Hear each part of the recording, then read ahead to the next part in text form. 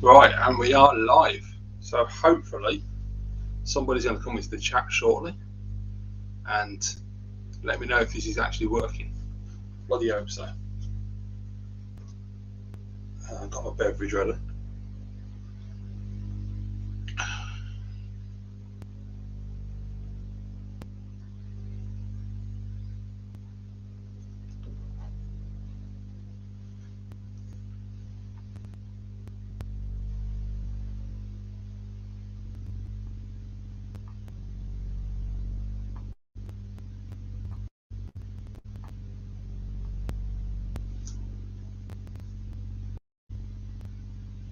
Oh, and somebody's watching.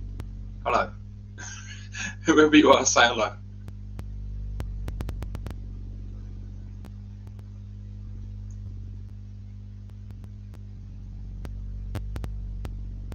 Hey, you've got 6 people in the house. Hello, guys. Leave some comments. Let me know what's going on. Is this working all right? Hey, how's it going, mate? Doing well. Is it all working okay? Can you hear me all right, yeah?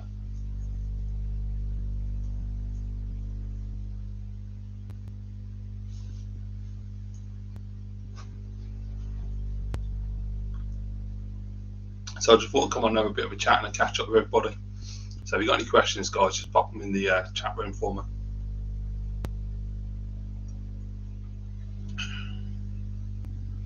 me. Also, let people know I'm live as well. That'd be nice. Hey, Luke, how you doing? Thanks, mate. It's good to be back. I'm feeling quite positive about it at the moment as well. And yeah, really getting into the mood of. As you know, I've been putting out videos, working on a couple as well at the moment. So I'm doing pretty well. I'm back in the YouTube flow again now, I think. So yeah, hopefully I can keep this going.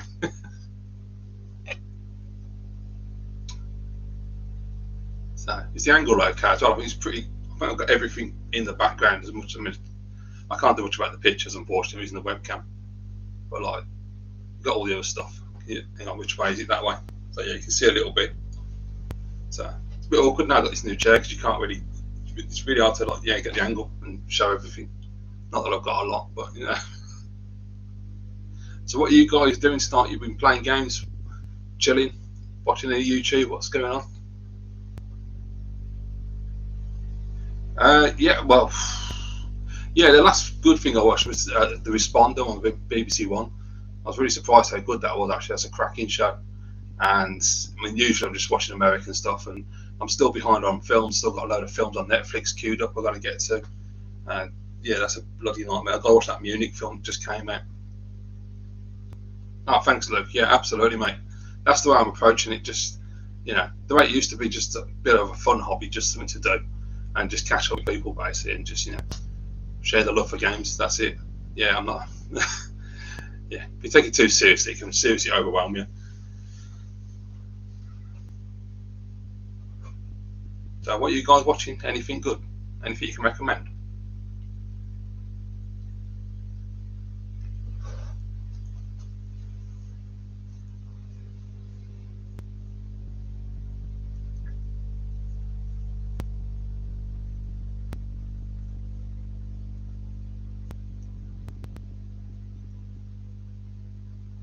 Yeah, I think I watched Ozark Series 1. I think I watched that on Netflix, or at least I started watching it, didn't get very far into it, because I know there are a few seasons in now, aren't there? So it's really hard to catch up with stuff that's just, it's a problem now. There's so much stuff to watch now. That's where I have a problem with all this, with like BBC and ITV shoving everything on. They'll put one episode out, you think, oh, it's really, really good, and then they'll be like, instead of waiting until next week, just go and watch them all on that catch-up services, which is fine. But then it just feels like major pressure to sit there, and you've just got to allot the time to watch everything. I still prefer the old school way of watching an episode a week. I mean, some shows are made for like binge watching, like 24 was one of those shows. But some shows it's just nice. Like Line of Duty, I wouldn't want to binge watch that. I'd rather watch that weekly, because then you've got more to talk about over the week. Okay, look, I've not heard of Yellowstone or 1883. I do know Mary Kingstown. I started watching that, and that was really good. I lost interest about halfway through season 1, unfortunately. But yeah, I must admit that's pretty cool. Hawkeye's really good in that as well. I'm trying to think what I've been watching, but there isn't anything new that's come on that I've watched that I can think, other than the new Sex and the City. But obviously, you guys don't want to know about that. Although tomorrow, Fraggle Rock starts.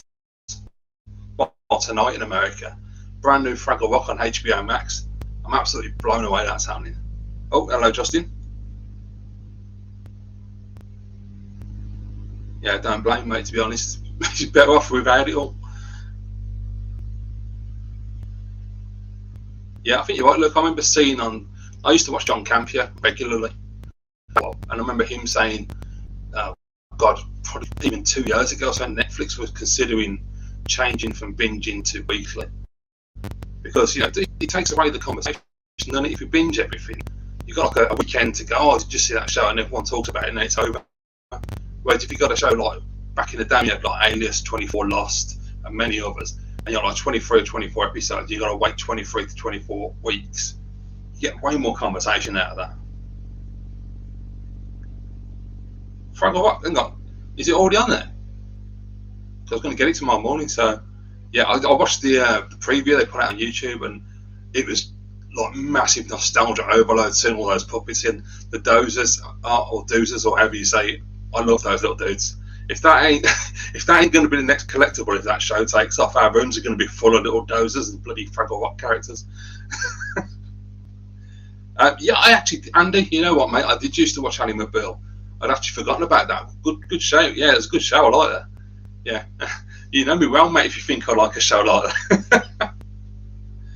Oh right, has it been up about a week? Oh, I thought it was starting tomorrow. Oh, okay. Oh, brilliant. In that case, I'll be ahead. That's great. Is it any good? It hasn't gone like super political or anything, has it? Is it? Please tell me it's still as good as it used to be.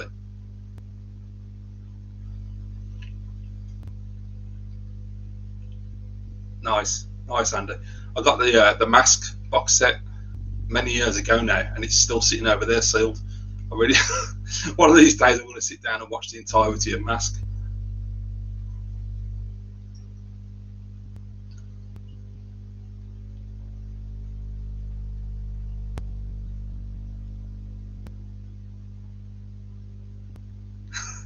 Yeah, Ally McBeal's a good show. I know we're not supposed to like it as men, but I don't give a shit. It's a good show. Nice one, Luke. Well, let me know what you think of it. I'm going to give it a shot over the weekend, and I just hope it's good. It looks good. I mean, the trailer looked excellent, but you never quite know when they bring shows back nowadays what they're going to do to it. So, yeah, fingers crossed.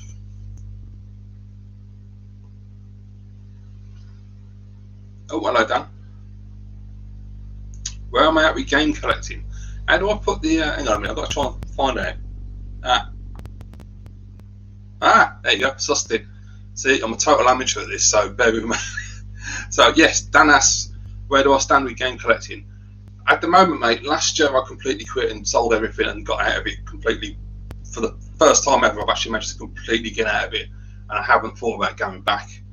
And, it had a bit of a... As you know, it had a bit of a negative effect on me, and I got to a point I just couldn't deal with doing that anymore. I had to go. So right now, I don't feel the need to collect.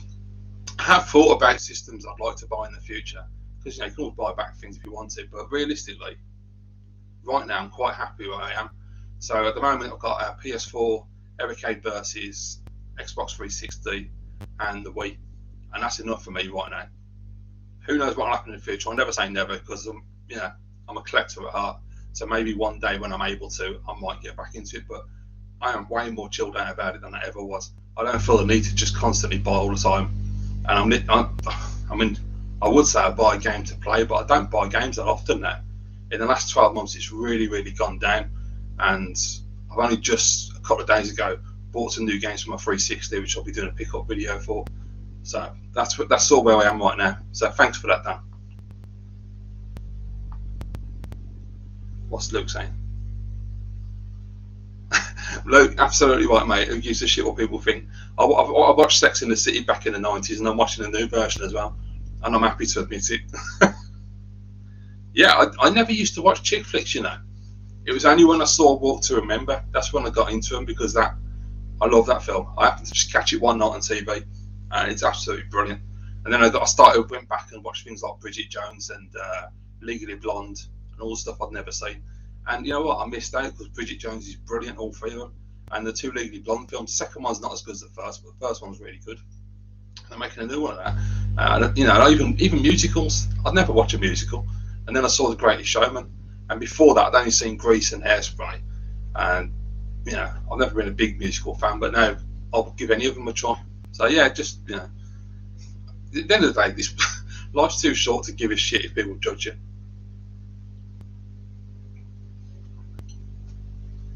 Well, this is going well. We've got 17 people now, apparently. Does this mic work by the way? Because I'm using the camera, so I can't plug my mic in separately.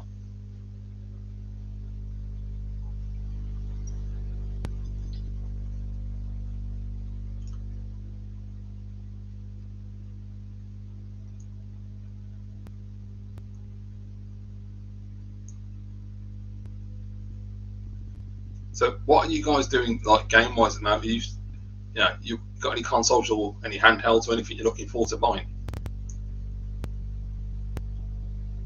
Yeah, absolutely, Andy. Great Showman's fantastic. Saw it 4 times at the cinema.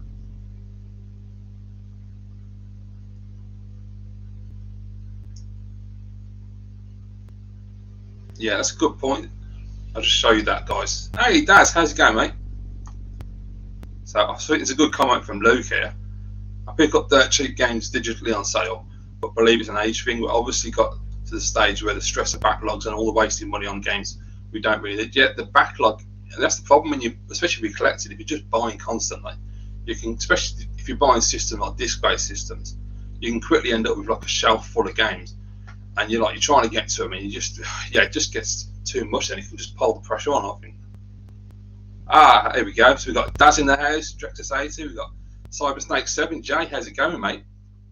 He's been a bit quiet lately, hasn't he, Jay?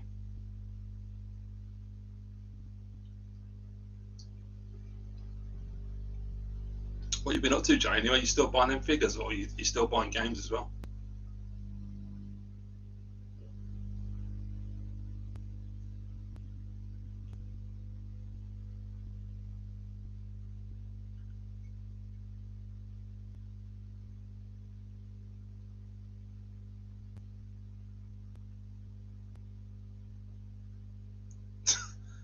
Nice one. So Andy's filling up his Switch apparently and not playing the games.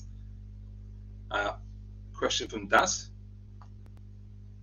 So Draxstate is asking, how am I getting on with the VS or Versus? Can someone clarify the right bloody name for that machine? I don't know. I love it, mate. It's really, really good. Especially the arcade cartridge is absolutely fantastic. I've been playing a lot of Tumble Pop. That's my main arcade game.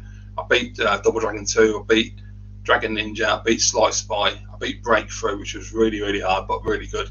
And also been playing a lot of Bitmap Brothers and playing mostly Chaos Engine. That game's so hard to beat, but it's so good. And a lot of Intellivision as well. I've been checking out that because we never played the console, so I've been trying out the games again. Oh my God, it's TG Pelias. How's it going, mate? Bloody hell. That's not a name I expected to see pop up tonight.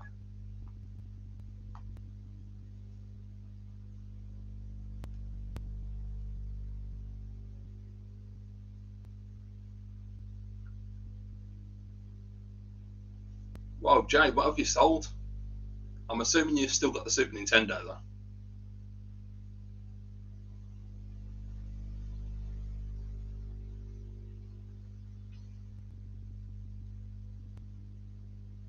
Oh, okay. That's not too bad then. It's just gone 11 here. So that's, what, 6 hours behind, isn't it? So that's not too... Oh, power grid. Just went... I took that off. I just realised. Hang on. Boom. There we go. Thank God, Jay, you installed the SNES collection. I didn't think you would.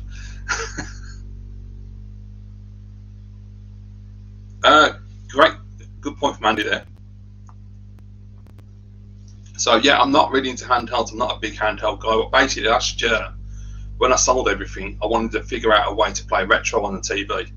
And I just thought, well, just grab the handheld because it's not expensive. And I got that before Christmas just to test it and see if I was going to like the arcade. I didn't want to jump into the Versus and spend all that money and find I didn't like it and I didn't like the emulation.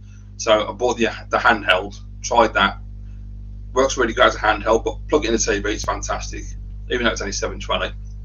And now they've done a new firmware, and it's the same as the Versus. It's fantastic anyway.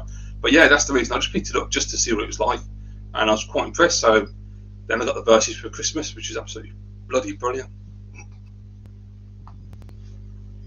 But yeah, normally I wouldn't go into handhelds. You know, I certainly wouldn't go into collecting handhelds, because that would be a nightmare. That'd be like PSP, and I'd have like shelves full of them.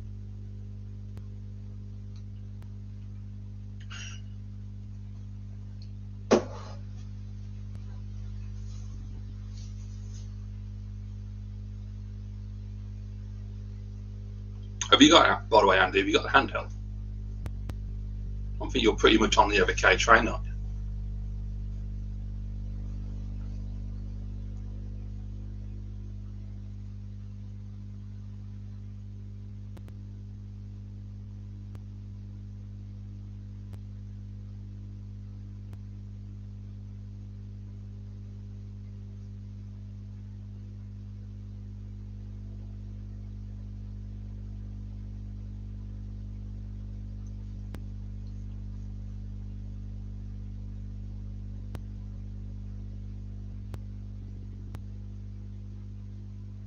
Oh, you got the purple. Nice. Yeah, that's the dangerous thing with Evercade, man. It's becoming too much of a collectible. So I haven't gone down the full set route, so that's good. So I'm definitely not doing that. Good man, Jay. So this is a good comment right here from Jay.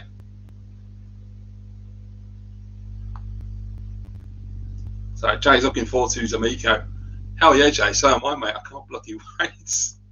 Let me know what games you're looking forward to the most at the moment. Liam is asking, do I have my MAME arcade? No, mate. I actually sold that many years ago now. I don't remember when it was, but yeah, that actually went to somebody who watches my channel for a long time ago.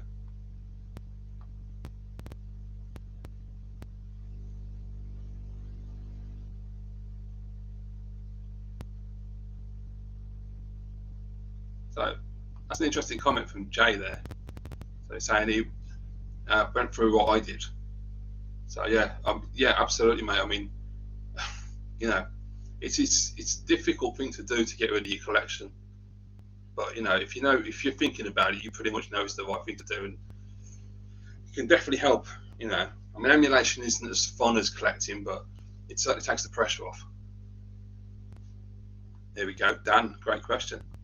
So Dan asking, what do I think of the Uncharted movie? I watched the two trailers they put out, and it's a bit weird. I still can't get my head around the fact that they're using Tom Holland as Drake.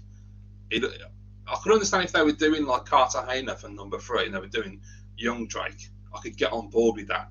Or even like number 4 when he's a young kid with his brother Sam. But they're not seeming to do that, and they seem to be mixing up the stories of like, the story seems to be from number 4, but then you've got elements of number 3 where he's hanging at the back of the plane. Sam's somewhere in the story. We don't know where he is yet. I think there's a woman in it who I think is going to be Chloe. I don't know. As a film, it looks good. I think I'll have a lot of fun with it. I like Mark Wahlberg and I like Tom Holland. But as an Uncharted fan, as a big Uncharted fan, I just know I don't want to be one of those people that gets really critical and just sits there going, well, that's wrong. That's wrong. Why have you done that? I want to just turn my brain off, because I did that when I watched the Tomb Raider film, and I was just like, interesting choice, but I still enjoyed it. So, yeah, I don't know. I mean, it looks good as a film on its own. Let's put it that way.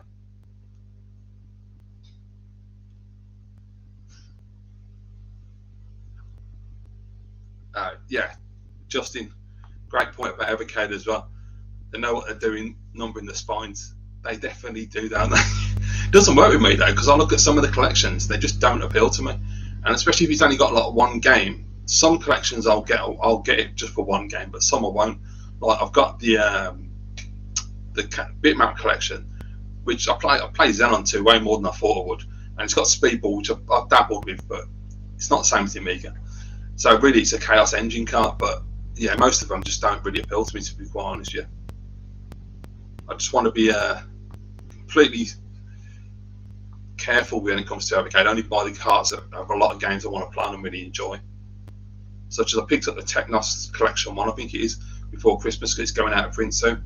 and that's got Super Double Dragon on it, so I had to get that.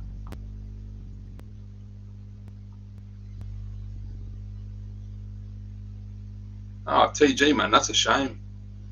Although if you run out of storage space, it makes sense, I suppose. Andy, so do you have the Amico pre-order, Pete? Is it wood grain?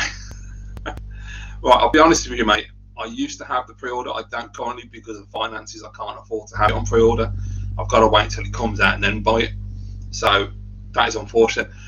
I still want the GTO red. That's my colour. That's the one I really want. But for the beginning, I'm going to get the white one. Just play it safe. Get the white one because I don't think the GTO red we're going to hear about anytime soon because of the fact that they're trying to get the console out. So I think once the console's out, then they'll concentrate on doing the red one later. So I'll just pick it up in the future as a variant because I really want to get to a point in the future where I have one in the bedroom as well, just so I can play a few games before bed, a bit of Evel Knievel.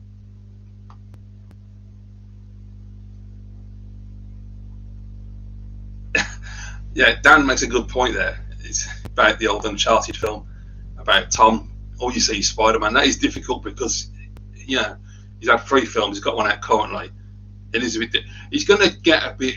I think Tom Holland could easily get oversaturated because he's going to get too many roles thrown at him. And it's always a problem with Hollywood. They get that go-to actor that's really popular, and they go, right, we'll just give them the script. And that's dangerous. You see, the thing with Daniel Radcliffe, I don't see that. I've watched a few of his other films, and I can't put the name of the film is now. The one where he goes undercover as a white supremacist. I watched it again recently. He's absolutely fantastic. And I watched Guns Akimbo as well, which is an absolutely bonkers movie. If you've never seen that, guys, check that one out. I think Daniel Radcliffe is making some really interesting choices as an actor. He's not playing it safe at all. But yeah, I totally get it with Tom Holland though. Where was that? I just saw. Hang on. Jay. And Jay's got the Founders Edition day one, so you've got the wood grain, Jay. So yeah, so you'll be getting yours way before I do. Maz, how's it going, mate? Yeah, Andy, that's a great point. Actually, mate. So Zul, only game on Gremlin I'm bothered about. Collected all of the carts. Bloody hell, mate. Yeah, the Gremlin cartridge doesn't appeal to me in the slightest. Again, like yourself, it's Zul. But Zul to me, even though it's only, well, they're going up from 15 to 18 now out of the carts. I can't justify £18 just to play Zul. It's not a good enough game. It's like a renovation cart. It looks okay, but it doesn't really appeal to me. So I don't know if I'm going to jump at it. I don't know. I wait and see. Some of the shooters look okay. I mean, the one I want really now is the Galco cartridge, the arcade one. I've got once that's back in stock, I've got to grab that.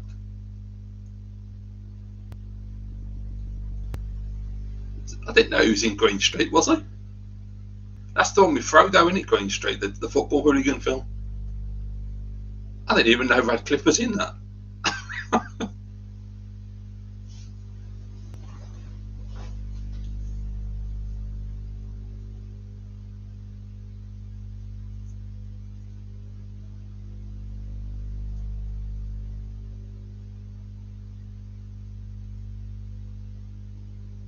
So, Andy, are there any carts that you won't buy besides, obviously the Gremlin one's got Zul, so you've justified that one, but is there anything that would stop you buying a cartridge, or are you just literally going to go for the whole lot because they're cheap? Oh, you just confused me there, mate. I'm sure Daniel Radcliffe's not in that. Yeah, it's Elijah Wood, isn't it? Not a bad film either, that.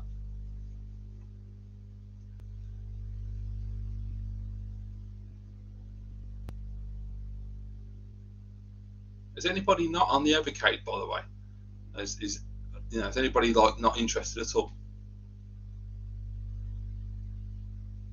Adam, how's it going, 16-bit Brit? Good to see you in the house, mate.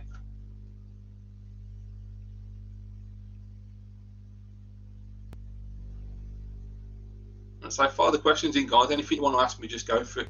You've got me live. It never happens usually, so.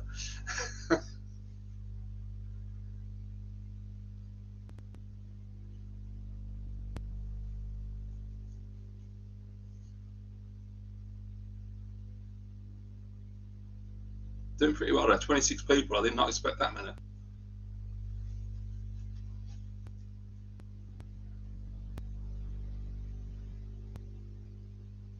yeah, Justin saying about the screen on the Evercade there about the limited viewing angle. Yeah, I know a lot of people seem to say that, and you're right. If you turn it, the screen's not good at all. So you really have to look at it face on. So I mean, but I kind of let things like that go because of the price of the machine. If it was £100, I'd be a bit pissed off about it, but because it's cheaper. But yeah, it is a pain. Maybe they'll do a better one in the future and they'll upgrade the screen. You never know.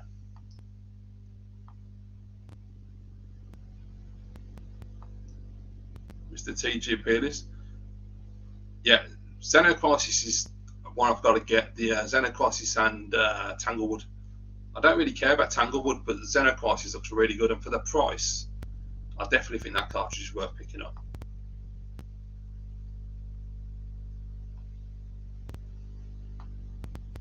That'll be a no, Dan. I've never played a Pokemon in my life, mate. I've got no idea. Oh, it's Dylan there. Hang on, I'll catch up in a second. I'm losing track here.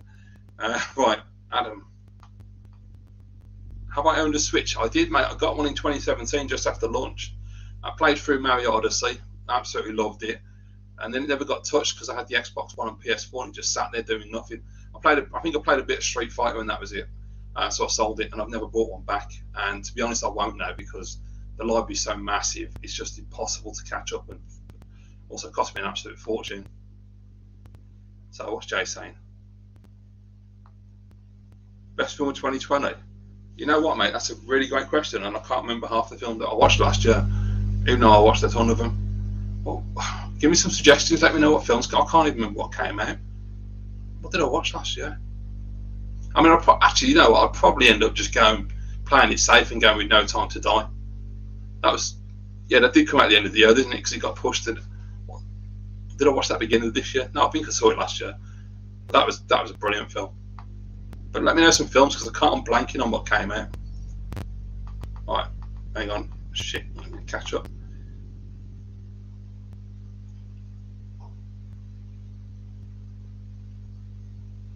Yeah, I get that, Andy. I mean, Andy's saying about the price going up on Evercade, which, you know, it's £3, so I don't think it's that bad considering what you get in the cartridges. But I think it's going to make a difference to collectors now. Dylan Hyper Trigger X talking about the analog pocket as well. That is a nice piece of kit. I watched a couple of videos on that, and yeah, I must admit, if you're going to get into handhelds, that's the way to do it. It's beautiful. 2021, is that No Time to Die? Because I'm totally losing track. Hey, James, Flashback TNT, how's it going, mate? I don't know what Odyssey 2 is, Dan. What's that? You mean like the console, or is that someone else?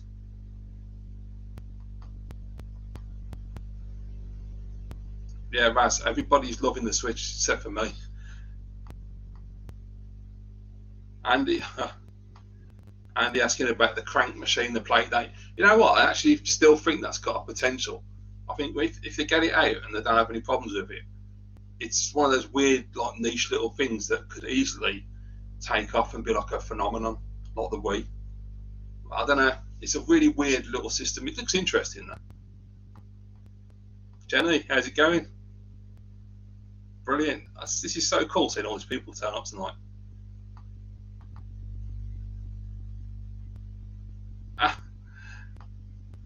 Well, Baz, I've got to disagree, mate. I watch a lot of TV shows, American and British, and as much as TV is great, nothing beats a film.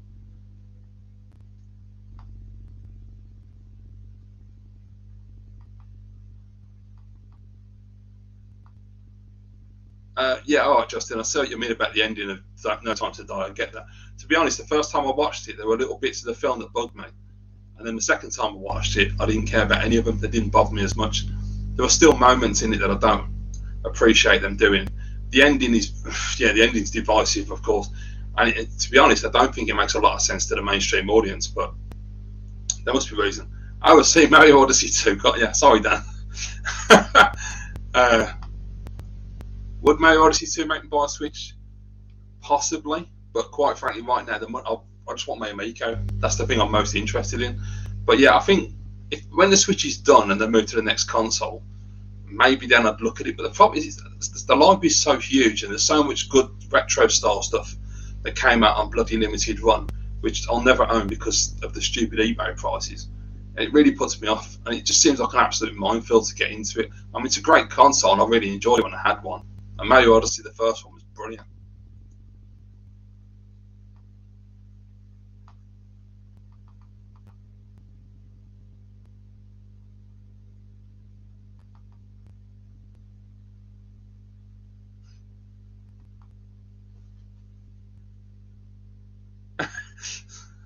I think Jenny sums it up there. I'm probably one of the only people not in love with the Switch.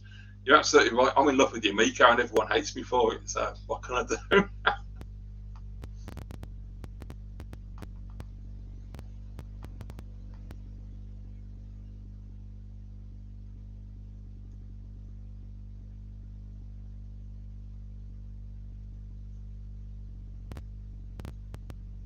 Oh, hang on. So Jay's asking a question. What has been my favourite console I've owned? Can't include the Super Nintendo, the 360, or the Mega Drive. I want to give you a couple. Then I'm going to say the Jaguar, because I absolutely love that machine. The PlayStation 1, PlayStation 3.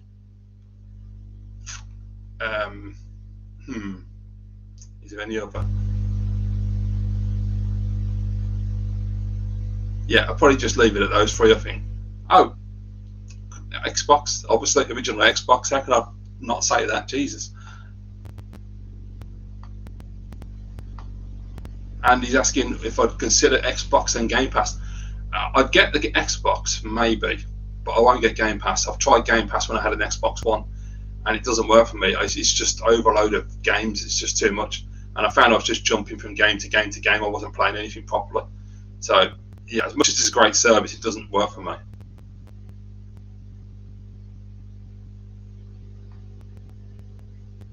Yeah, Dan, I mean, the limited run thing, I just don't get involved in all that. It just seems like an absolute nightmare. But I see your point.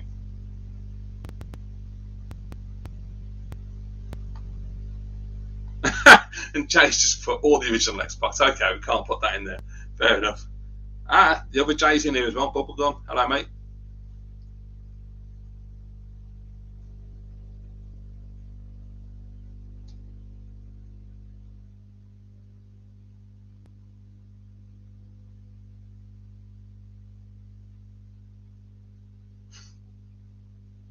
Well, nostalgically, Raz, it's going to be the Super Nintendo, isn't it? I mean, there ain't another console where I could pick nostalgically. I mean, right now, that's a different thing.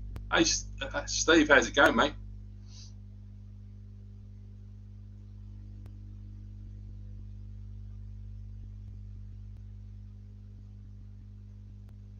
Yeah, I think I must be the only person that didn't get into limited run as well.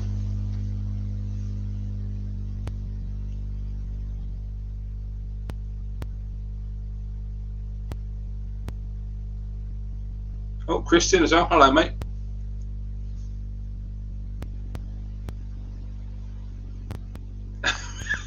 Hey, am I missing something here?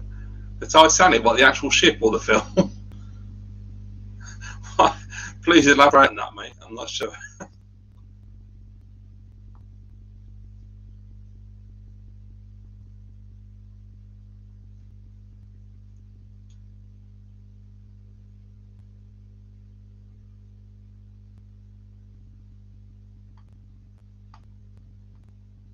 I don't have a physical SNES, Andy. I haven't got any consoles anymore, other than the oldest console I've got now is, yes, Xbox 360 is the oldest console I've got. So yeah, I don't have a physical. I do have all the ROMs on my Wii though, so I can play them that way.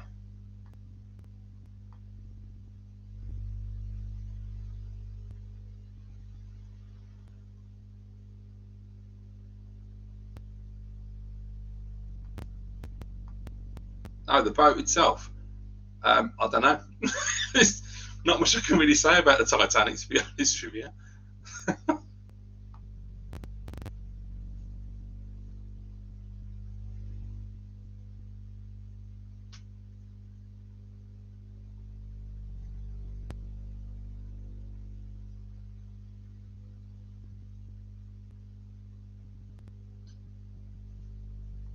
Oh, hello, Nat.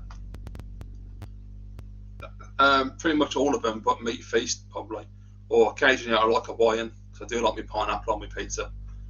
But yeah, I'm pretty flexible when it. I mean, you can't go wrong pizzas, you know.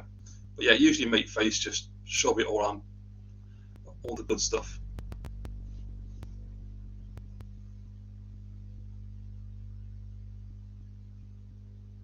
It still blows my mind, even in 2021, that you can talk to people around the world. I can't get my head around that. How easy it is now. So Jay's asking what shows. So we was talking about shows earlier, actually, Jay. At the moment, I've been watching the Responder on BBC One, was really good. I've just started that Trigger Point on RTV, and it was on last Sunday, which was. I thought the concept was good. I thought the acting was a bit ropey, but you know that could be the script. I'm not too sure, but it's all right. American-wise, most of the shows are off the moment, but I'm watching things like SEAL Team, Blue Bloods. Just finished Dexter recently. That was really good. New Sex and the City I'm watching. Got Fraggle Rock coming up. There's the American version of Ghost is really good. So yeah, I'm watching loads at the moment.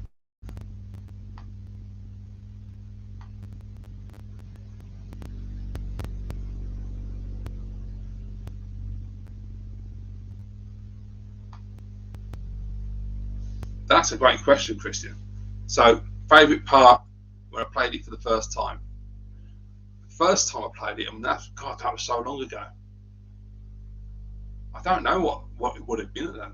It was probably, to be honest, it would have either been the bit where I can't remember what the bloody city's called, but where you are with Drake and Solly, and Sam's on the motorbike and he's getting chased, and you have to chase him down, and you're at the back of the truck getting dragged along and all that. That was exceptional. That was just mind blowing. And then the bit that they showed at E3 where you go in the jungle with the South Africans and you're hiding in the grass. I love all of that. Donna Pizza, Jesus Christ.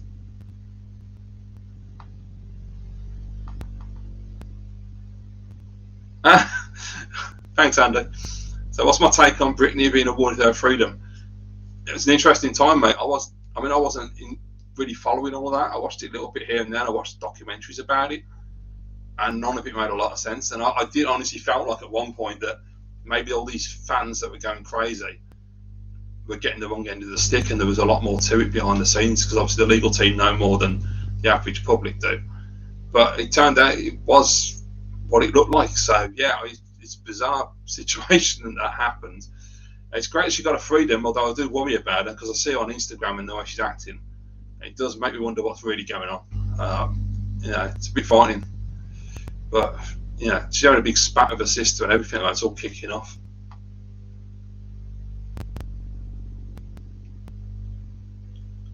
Yeah, I've heard about Succession. That doesn't really appeal to me, to be honest, Faz. Blunners, how's it going, mate?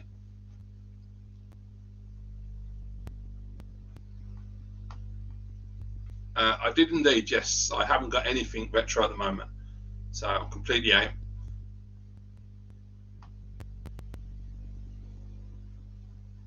Oh, good question. So, Christian, looking forward to the new Batman film. Not a fan of Catwoman as a character, but in this case, could be good. Agreed. Is it Zoe Kravitz that's playing her? I think that's right. I don't bother love story. Well, you know, I don't know. I mean, to be honest, is it Matt Reeves, isn't it, who's directed it? I think, and he did the Monkey movies, and I thought the second Monkey movie the first one that he did, which was the sequel, was crap. It bored the tears off me. So I wasn't looking forward to this. But then I remember that first like mini trailer or teaser they put out where he does the Vengeance thing. That looked really cool. And seeing what's his name, the Irish fella, I can't think of his name, Colin Farrell. Colin Farrell's Penguin. That looks really good. Yeah, I mean, it looks good to me so far from what I'm seeing from the trailer. So fingers crossed. Although I did read the other day there's a 4-hour cut. They better cut that down. And I'm not getting into all this whole like Batman v Superman thing again. I've done that before.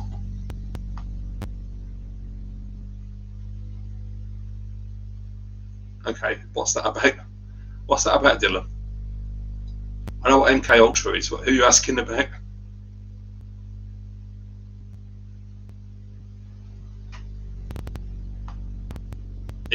Well, I didn't even know that was on Netflix. Is that a new animation?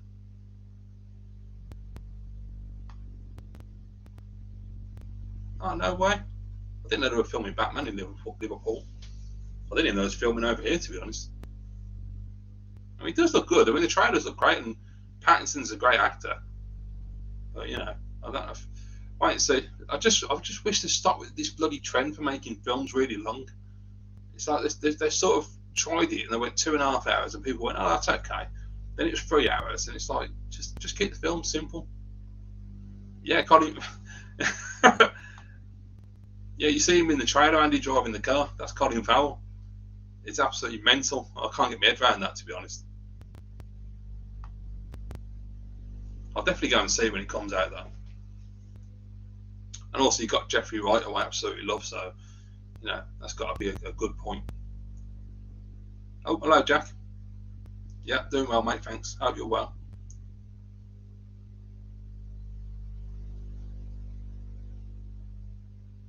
Yeah, Colin Farrell is a good actor.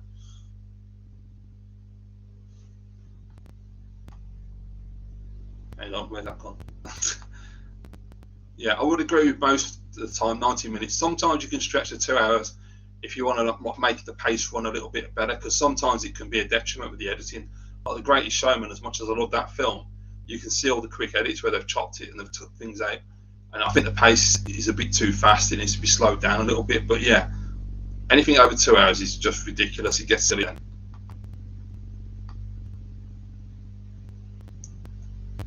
Yeah, Christian did mention this earlier. Someone else asked me this about Uncharted Movie.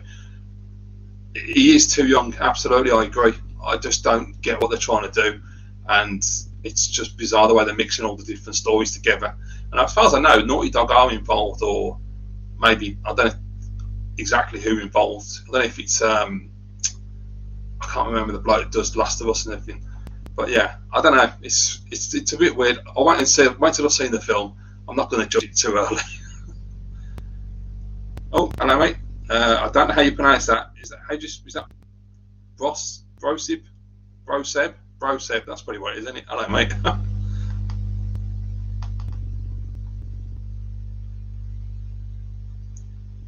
Oh yeah, Andy Serkis. Forgot about that.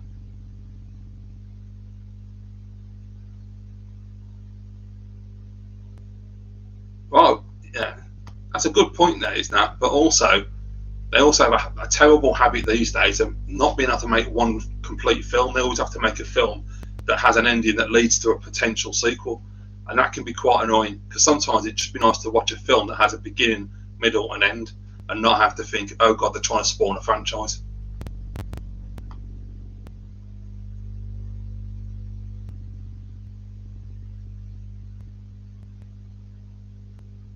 Tom Holland is indeed a fantastic Spider-Man. I absolutely agree with you on that, mate. I haven't seen the third film yet. I need to see that. But the other two are excellent. What did I just do then? How did I manage to do that? God, I'm such an amateur.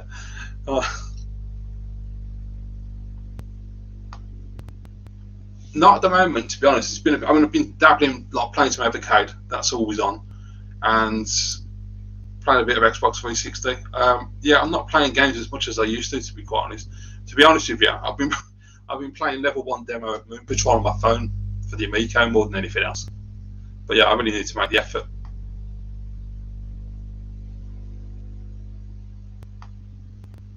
I would love that to happen, but what I would love more than anything would be to bring Golden Abyss to the consoles, because that is sorely missing.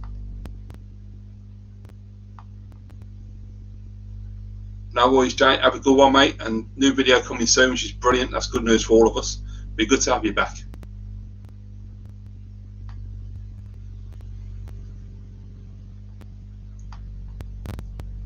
So Andy asks, what game would I like to see made into a movie, or should we keep games and films separate? Also, have you watched The Witcher? I don't watch The Witcher. I don't like fantasy stuff, mate. I can't get into all that. So I don't do Lord of the Rings or The Hobbit or anything like Game of Thrones, any of that sort of thing. Game made into a film, though,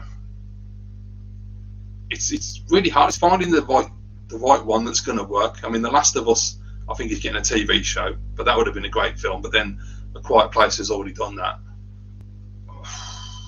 I don't actually know. That's a really tough question. I'll have to have a think about that.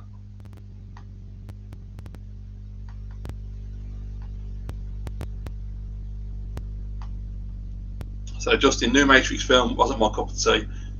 One good film out of four does not make it a great series. Yeah, it's a bit of a weird one. The first one's still the best one, always will be. I like number 2. Number 3 was crap. The new one I didn't mind actually. I thought it was alright. It was good. I enjoyed it. Is it as good as the first one? No, because it never will be. But I kind of liked all the meta stuff they were doing at the beginning as well. It's quite funny. But yeah, I can understand why people don't like it.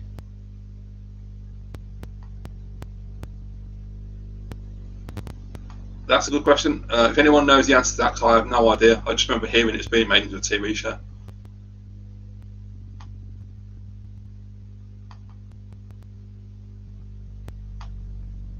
Seb's asking about Tales of Avengers trailer. I saw a trailer for it ages ago, mate. I don't even know what platforms is it available on. Is it on PS4, Xbox One, and Switch, or just Switch? Or I don't know what the situation is with that. But it looked good anyway. Oh my god, Crash Test Gaming. Holy shit, mate, where you been? I ain't seen you for years. Proper remake. What are they doing? This ain't like what they've just done with bloody Uncharted 4, is it? Because I mean, the one on the PS4 works fine for Last of Us. So, is this going to be a PS4 as well, or is it PS5 only? What are they doing? This is getting ridiculous. They're just remastering games over and over again now. Yeah, God of War film. Yeah, it's, not something I'd watch, but yeah, it makes total sense, really. Like, especially with the last God of War, anyway.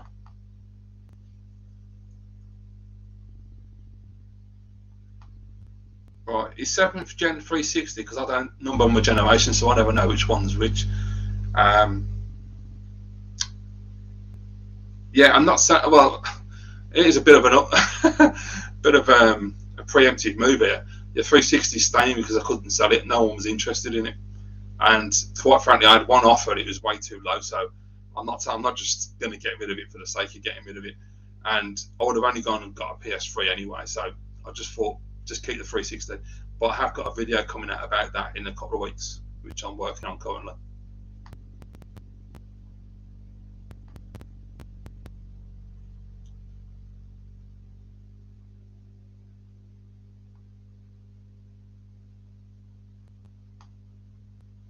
Great question, that, because I don't either. I've got no idea. It's not the Yumiko console that they've got a problem with. It's Tommy Tallarico. Unfortunately, people have taken an issue with the man. I don't understand why, because he's a really nice guy, but people are weird on the internet. What can you do?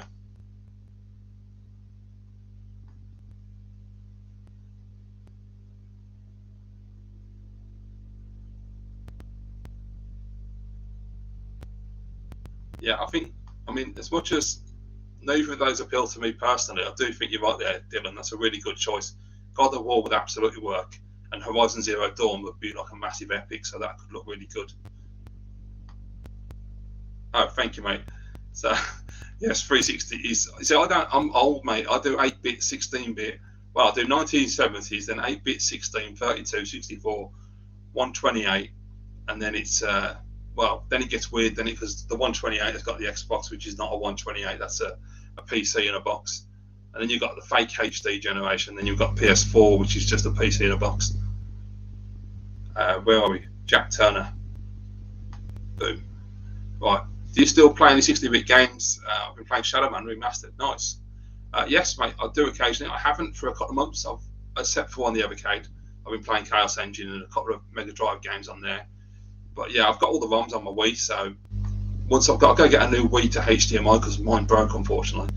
But once I've done that, I'll sort that out. Oh, see you, Seb. Thanks, mate.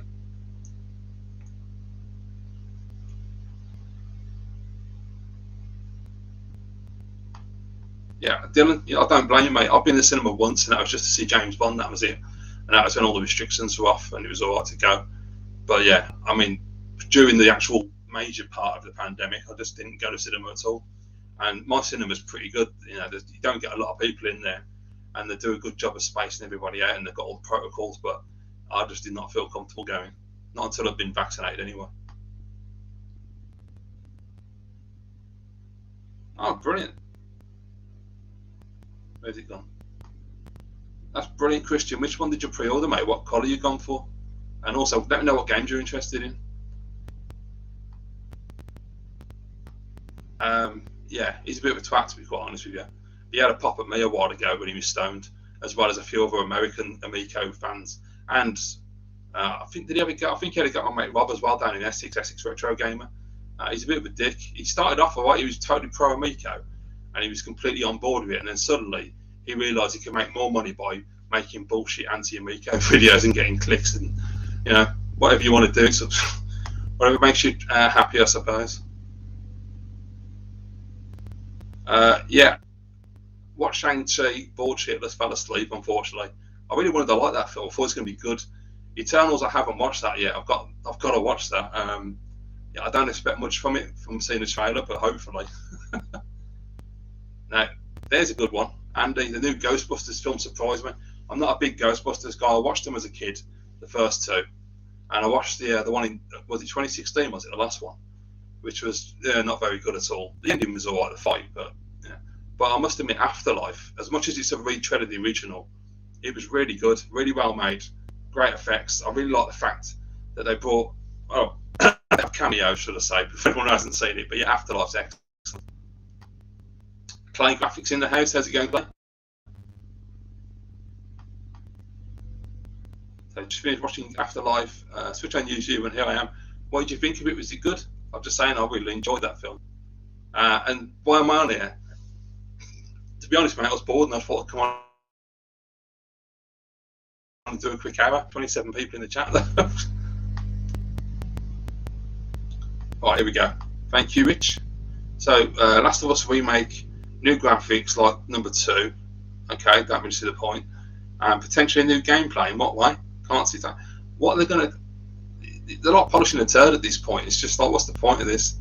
It's just another... They're doing a Nintendo in that way, but they're actually making an effort instead of just knocking out a couple of ROMs on a cartridge and charging you overpriced for it. But yeah, it's ridiculous, isn't it, what they're doing?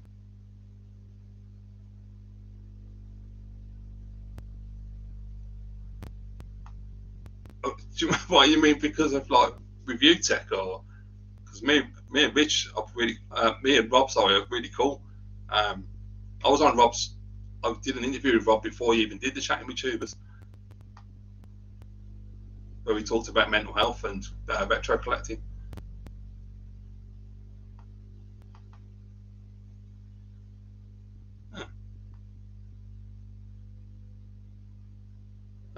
Thanks, Dylan. I'm going to enjoy the Eternals then.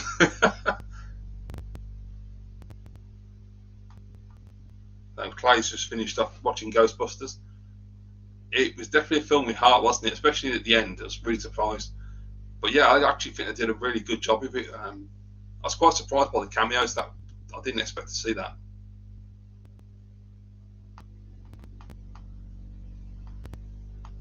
Brilliant, mate. Next, is that the physical version of Moon Patrol you've ordered? So yeah, the white Amico looks really nice. I don't know if you know, but they changed the design. Originally, it used to have a silver trim, and then they changed it to completely white. And I think it was the right move. I think it looks a lot nicer with the complete white. Have you checked out the other colours as well? Does any of those interest you? And also, what other games are you looking to get? Are you get into the physical media, or are you just going to stick it with digital? I'm assuming if you bought Moon Patrol as a physical release.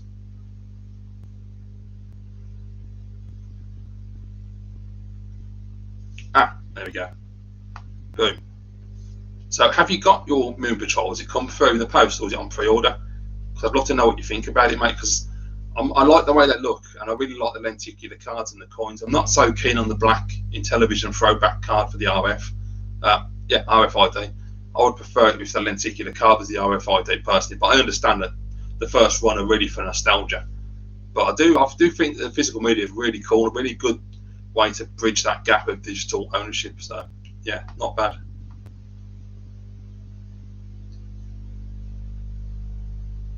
Okay, while you guys are just chatting, I'm just going to go and get a glass of water. Won't be a second.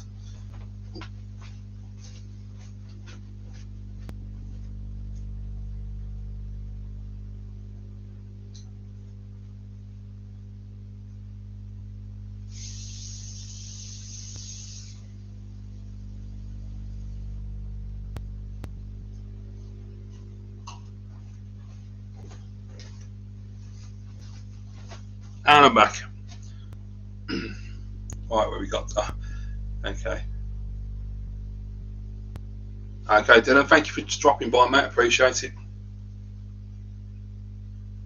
And Christian's still waiting for your order. Okay. Well, Moon Patrol, if you played the demo on the Amico Club, the demo is really cool. So I think the full game's going to be excellent.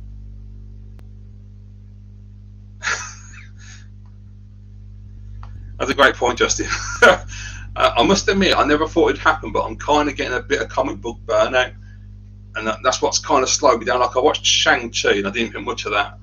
And I've got the Eternals to come, and I keep putting off watching it. But yeah, I have to give it a shot.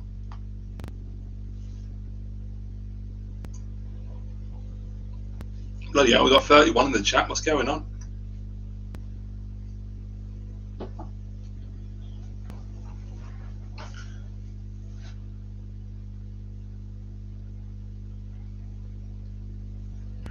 There we go.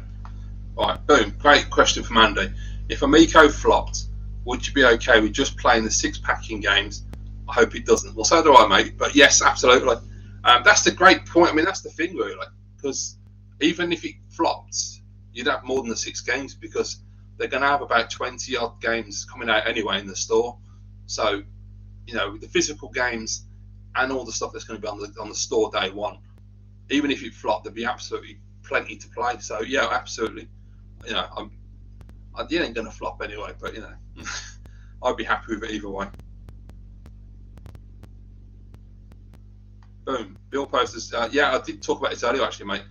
Game Pass isn't for me personally. I think it's a great service. I mean, for the price, you can't really go wrong, but it's just too much choice. It overloads me. I find it impossible to just sit there and play the full game. I just end up jumping from game to game all the time. So yeah, it doesn't work for me at all.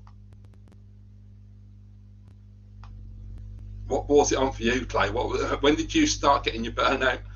It's weird it's took me this long. I've watched all them Marvel films and bloody DC films, and only now I'm getting stressed out by it all. Well, not stressed out, but you know what I mean. Boom, Jack. Hope you get your Miko soon. What's the latest update? There isn't one at the moment, mate. And I've just lost the comment. That's helpful. Into PlayStation, so PS5 drives. Yeah, so you're in the same boat in that way. Waiting on stock. Yeah, I mean, this is the thing at the moment. Manufacturing's backed up. I know in California they've got loads of boats waiting to unload. The price of chips has gone through the roof. Everything's gone tits up with this pandemic. So, you know, I'm a patient man. It'll come when it comes. Yeah.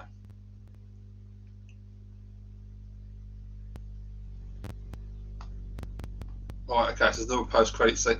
Post-credit scenes are a nightmare. Even my dad now, because of me, whenever he watches any film now, he always waits and waits till the credits just in case. Because I can't remember what it was now. Oh yeah, it was Ghostbusters, and he said I had to watch the credits because you always tell me there's something at the end. It's a nightmare. You have to expect it's all on every film. Boom. Have they showed any more of Earthworm Jim? Not yet, mate. They're still working on it, and I think that's going to be a long way off. To be honest, if the console comes out this year, I reckon you're looking at the end of 23 or something by the time Earthworm Jim comes out. I don't know anything, I'm just guessing, but I would assume, because Tommy said that they want to make sure it's the absolute best version they can make of that game. But yeah, at the moment, there's no footage other than that little sneak peek thing they put out, which I thought was pretty cool. I mean, me personally, I don't like Earthworm Jim, but I will give the new one a try, see if I can get into it. Demo of Awesome Moon Patrol. I actually played it before it came on here, as it happens. I was watching Amico Forever, Chuck, DJC Game Studios, great channel by the way. I was watching him, his Amico Forever podcast, and playing Moon Patrol at the same time. So yeah, we're playing it constantly. It's proper addictive. When it first came out, and I've got videos on my channel, I found that game quite tough. It was harder than I expected, and I was determined to beat it. And I beat it once, and then I tried to do it without dying, and I was trying to get a higher score and trying to do it like as fast as possible as well. It's such an addictive like multiplayer game, you just can't put it down when you start getting into that. Finnegan Fox, absolutely. I love 2D platformers of the 16-bit era, so that is right at the top of my list, that is.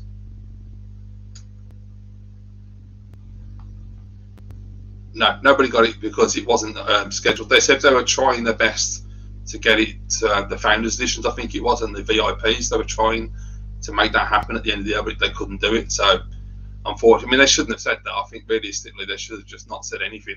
And I know they have to like keep their orders in place and they have to keep their customers happy, of course. But I think, unless they have a firm date, they shouldn't say anything, which is what I think they're doing now. Boom. Favorite PlayStation console design? Great question, Christian. I'll give you a couple because I don't think I can pick one. I'd say the original PS1. In fact, no, PlayStation 1 original and the PS1, the mini version, even though it's got the shitty lid that doesn't stay up. And the PS3 Fat, I absolutely love that. I know it's a beast, but it's such a beautiful machine. And yeah, that'd be it. I'd leave it at that. What's Dad saying? If it works. Boom, there you go. What Amico games are you most looking forward to playing with your dad? And any you think you'll like in particular? Well, I know he's going to like Astro Smash because he's been on about that one when we watched the videos. And yeah, he loves asteroids and Space Invaders and all that sort of thing. So that's definitely one. What else we got? I'm trying to think what's going. I've got to find games that me and my dad can play straight away, get straight into. I don't need a lot of explanation. So I know we'll play Cornhole because we used to play a lot of Wii Sports, do all of that. Skiing will be an easy one to get into as well. I'm trying to think off the top of my head. There's so many games on Amico that it's really difficult to remember all of them that are coming out. But I think we're going to play the hell out of Astro Smash more than anything, to be quite honest, mate. Classic gaming fun. Pete over in Canada, how's it going, mate?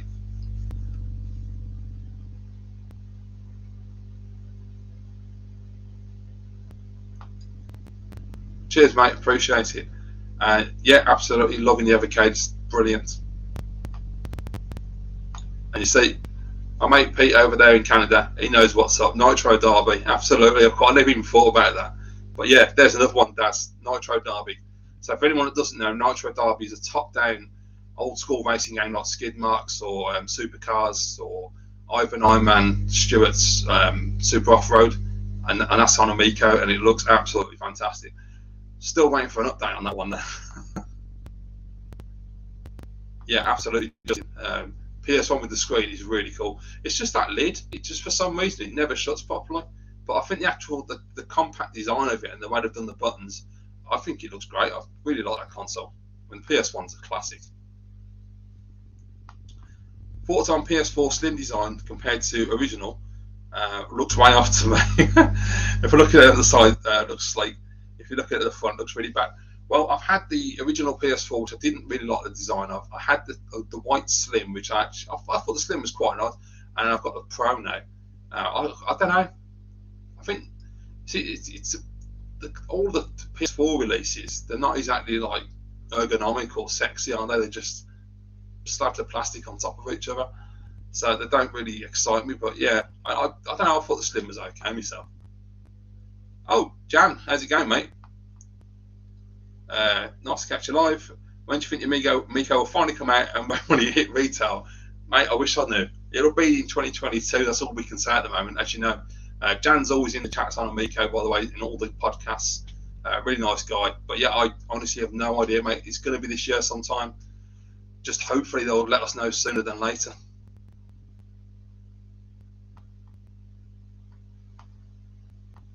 Thanks, Andy. Brilliant, mate. No worries. Thank you very much for dropping by anyway and enjoy your food, mate. 30 people in here. I can't believe this. Not bad for a spur of the moment job anyway.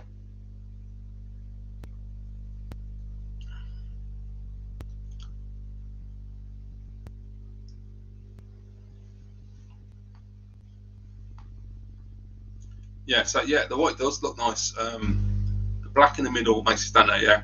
But the black version, but yeah, I think, well, this is the problem with black consoles, isn't it? I think, at least with Xbox One, I think when they got past the original Xbox One, they did the S and the X. More so the S because it's white, it looks nicer, and it's got like the dimple design. But I think even the X, it's really slick. It looks like a nice bit of high-end, at the time, looked like a nice bit of high-end equipment. So at least I think they made an effort, and Nintendo did a great job with the Switch. But yeah, I think the PS4, they could have done better. Oh, hello. Boom. Let's have a look, playing. Just started playing Cold Fear. Was it the game that you're banging on about, or was it Cold Winter? It was Cold Winter, mate. Cold Fear, I've never been able to... Is that the one on the boat? I think I had that on Xbox and I couldn't get anywhere.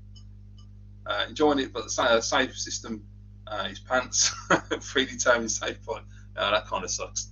Yeah, Cold Winter, mate. It's dirt cheap if you haven't already got it. It's so cheap on eBay right now. And trust me, it's a really, really good game. See, I shouldn't hype games. I hype games sometimes, and I feel like people are going to buy them and think, I don't know what he's on about, it ain't that good, but, you know, I've got to be true to myself.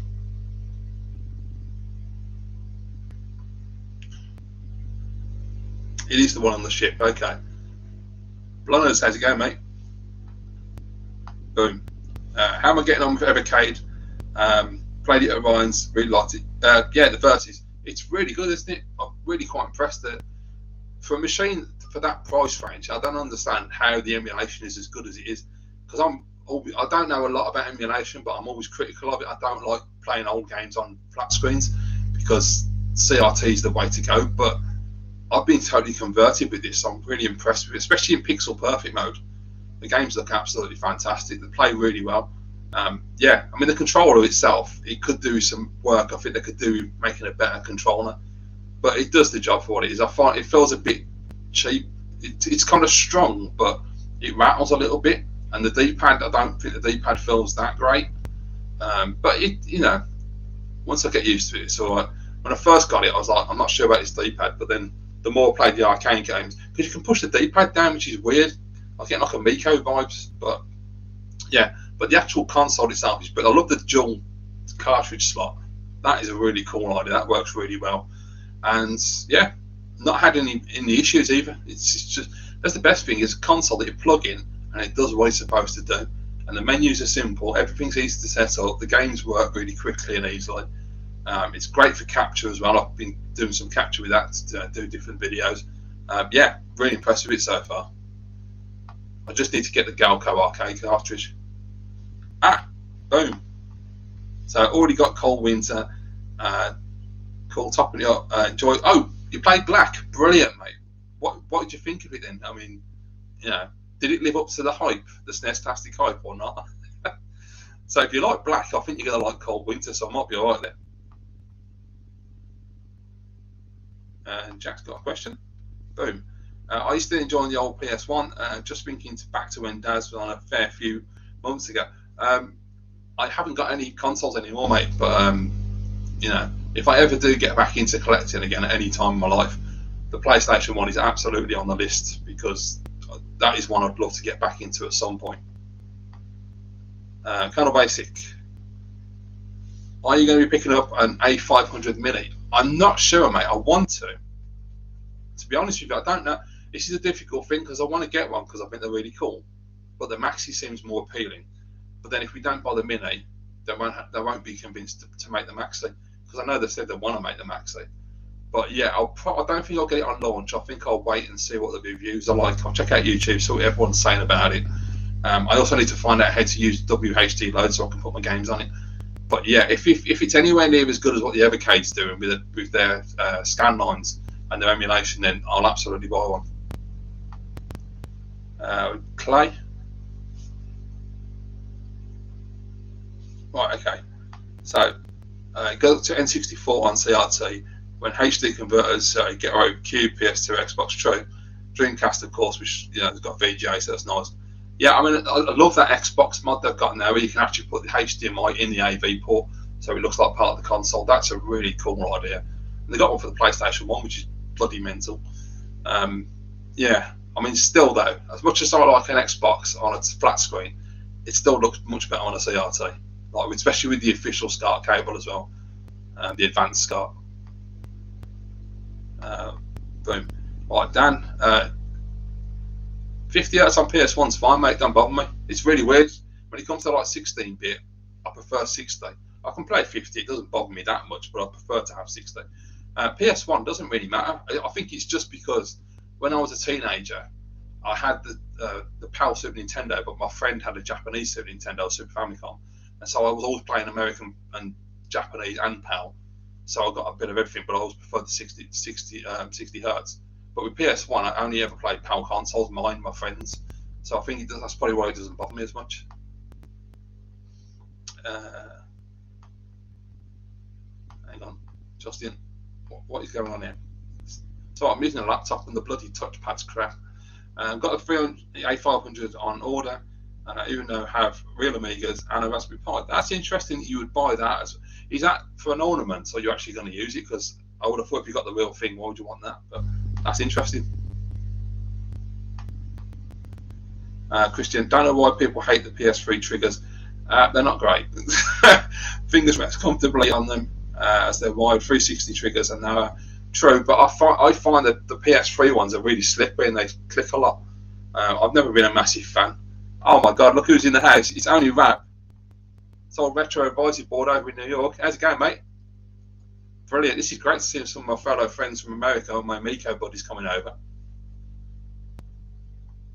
I hope you're not walking around, mate. I hope you're at home this time. Clay saying Black was great. Damn right it is, mate. Can definitely see why you held it in such high regard. Oh, brilliant. Shooting was excellent. And for the time realistic, yeah, absolutely.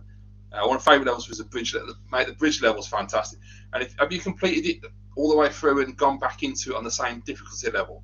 Because then you get silver weapons and you get unlimited ammunition. So you can go onto the bridge and use the grenade launcher and just blow everyone to pieces. It's a hell of a lot of fun, that is.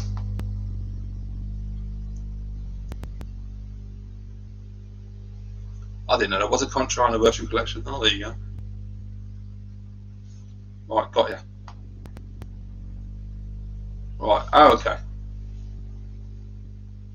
Yeah, when he's collecting ever logical, no, it's not. You're right, it's never is. Cool. We'll go back and play it with the same difficulty setting, and trust me, it's great when you've got the unlimited ammo. You just blow everyone to pieces. The explosions in that game. So look, I love the two levels I like the most. In fact, three levels I would say I always go back to are the bridge, the dock, and the border crossing, the Snestastic border crossing. I absolutely love that level.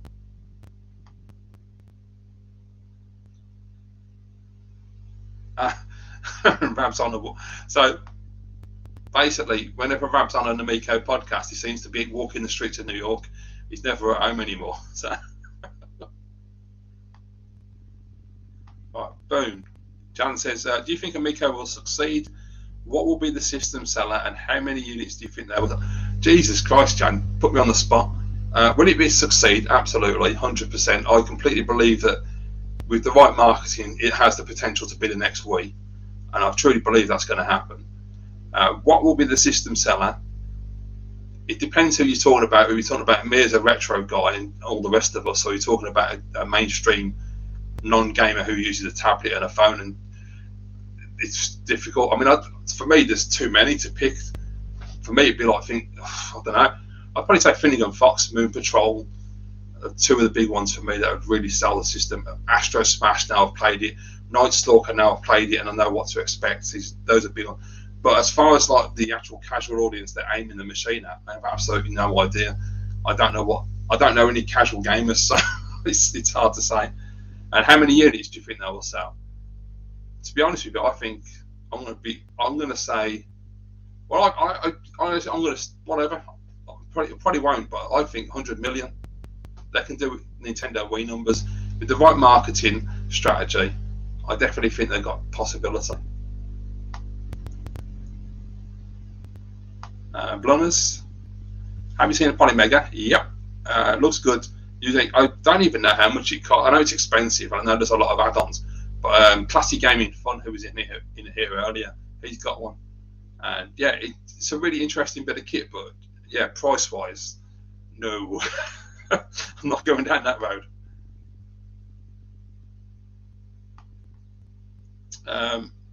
Right. So was that about? I can't remember. Was that the PlayStation 1 or the CRTs? I can't remember. Yeah, I mean, I've got all the retro stuff's gone. I've literally just got a 360, a Wii, a PS4, and an Evercade now, as you can see back there. So look, there's my PS4 there. So that's all I've got in the VR, obviously.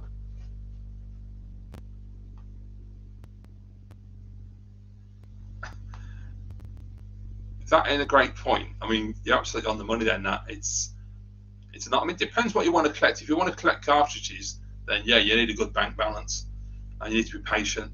But I think disc-based stuff. I mean, I don't know what it's like where you are, but you know, I don't see disc-based stuff being too bad at the moment. There's the occasional game that's showing up, but most of it. I mean, like if you're collecting like PS2, Xbox, they're not too bad, or 360 or PS3. But yeah, anything like 8-bit and 16-bit, forget it.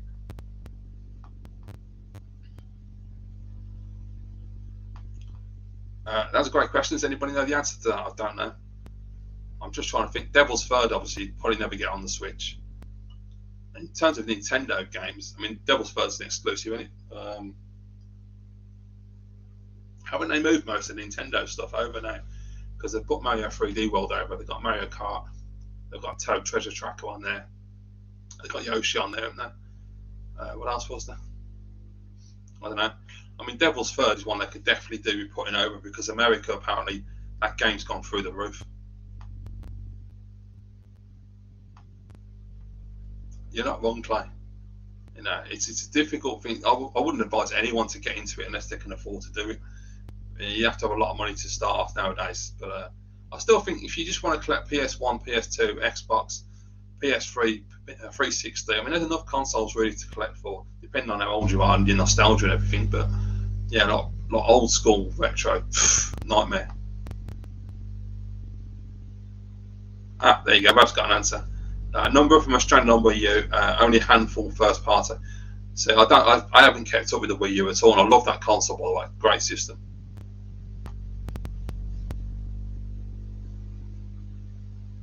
So, any of you guys that are watching, if you've seen any of my Miko content, besides obviously the people who have already mentioned it, is anyone interested in a Miko? What do you think of what you've seen of it so far?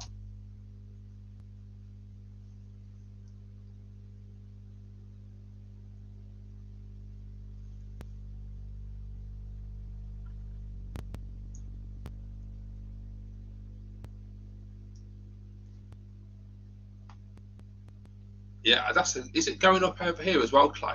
I think it's gone up a little bit, hasn't it? Because I bought a copy, was it a year, 2 years ago? I bought a seal copy for 10 quid. I wish I'd kept hold of that. Right, here we go. So, Super Mario Maker and Splatoon, but they've got sequels. Nintendo Land, Star Fox. Oh yeah, Star Fox. Never thought about that, of course. I'm surprised Mario Maker hasn't been put over there. I thought they would have done that. Unless it's because of the tablet, I don't know. Yeah, that'd probably make it more difficult, wouldn't it? No, I never talk about Amico, Clay. When you look at my videos, when you first go to my channel now, there's just so much Amico content at the beginning.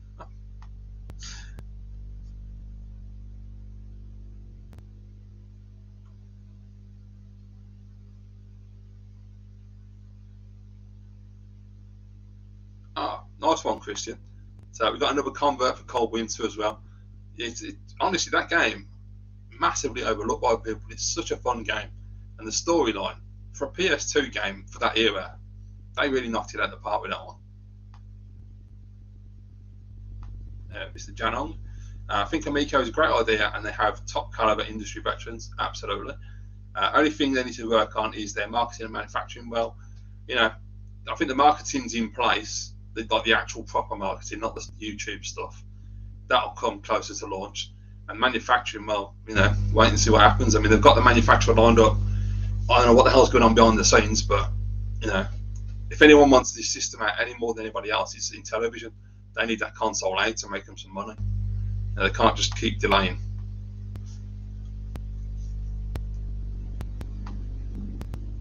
Don't really understand why they didn't stock up on enough parts to do the first few. They probably couldn't afford to. They probably couldn't get them. Maybe the shortages, there was price rises on chips. I mean, I don't know. I know jack shit about business, mate, so I'm not even going to pretend like I do. But, it'll come when it comes, innit? I don't really concern myself too much with what goes on with manufacturing and all that, because I don't understand it, and quite frankly, I'm a gamer. I just want the console to play. Nice, Christian. Yeah, I never played it when it came out because I've moved on to the 360. I found it later on in life when I was collecting for Xbox, and that game just struck a chord with me. I love basic first-person shooters where you can just blow stuff up and destroy the scenery. I'd much rather do that than anything tactical or anything stealth, and it's just such a great game. What's this? Jan? Is it Jan or Jan, by the way? Even if the Amico never sold well, there are enough retro games to sell an easy 10,000 or so units.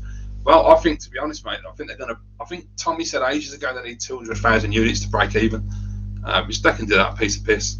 So, yeah, I'm telling you, man, if they market it right, and I know they will do, and it catches on with like the general public, you're going to be surprised. I think a lot of people are going to be surprised how popular that machine's going to be. Right, so yeah, I've had to answer Jan's questions. This is a good one. For a year, the mission was to purchase 100,000 units.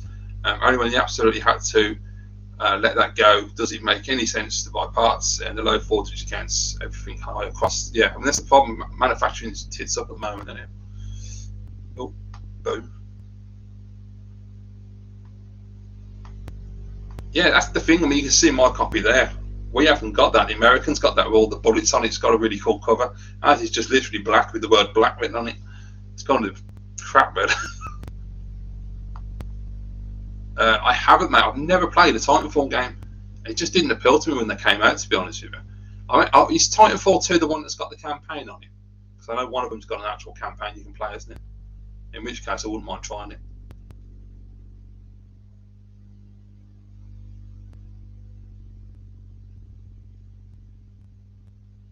Oh, cool. Thank you. I wasn't too sure if it was or not. So, good. Thanks for clearing that up, mate.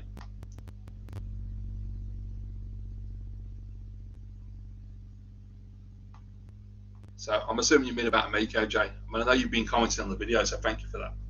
So, yeah, I mean, this is the thing. I think, you know, at least you're giving it some attention. And it's like, when it comes out, if friends have got it, family's got it, it's in the shop, you can try it, you know, and you just see what you think. But, you know, obviously with the Switch, I mean, yeah, that's a massive library.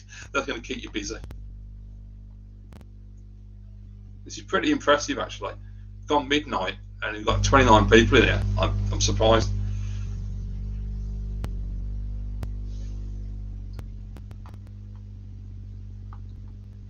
Right, okay, nice one, Clay. I didn't know that. So, is it on PS4, by the way? I just thought. Because didn't it start out as an Xbox exclusive or something? I've only got PS4 now, so if you can play it on PS4, I can give it a try.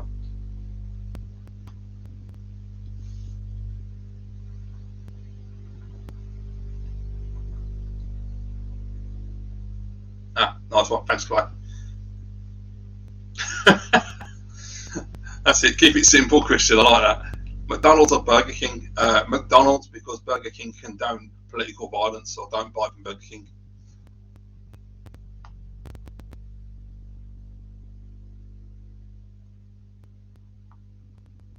Absolutely, 100%. I think, you know, once people get it in their hands and they have it in the malls and they do all the tours and they do all the advertising, just like the Wii, as soon as people get that in their hand and try it, and for anyone watching, Rab has actually played the Amico along with a lot of other American people who went to see it at different events. Once the Amico's in hands, I think it's going to change a lot of minds and it's going to get all the general public on board.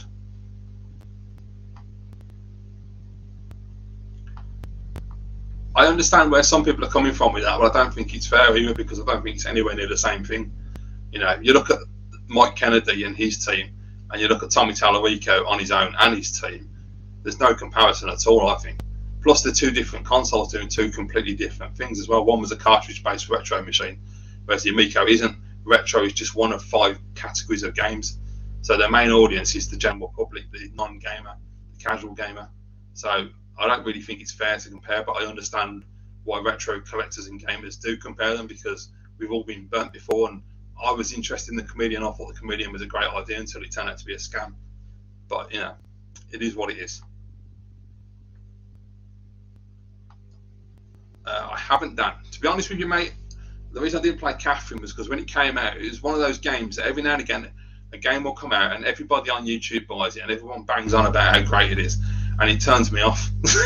And that's what happened with Catherine, because everyone kept buying it and everyone kept putting pick-up videos going, oh, and I always thought it looked really shit, so I didn't bother buying it. But I could be completely wrong, obviously. What was that, Clay? I guess Titanfall 2, yeah? That's really nice of you, mate, but no, so I'll just grab a copy. I'm sure I can find one.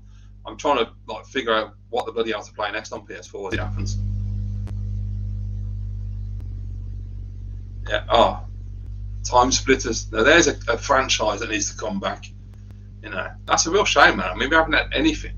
I don't believe there's been anything since Time Splitters Future Perfect, which was actually pretty decent.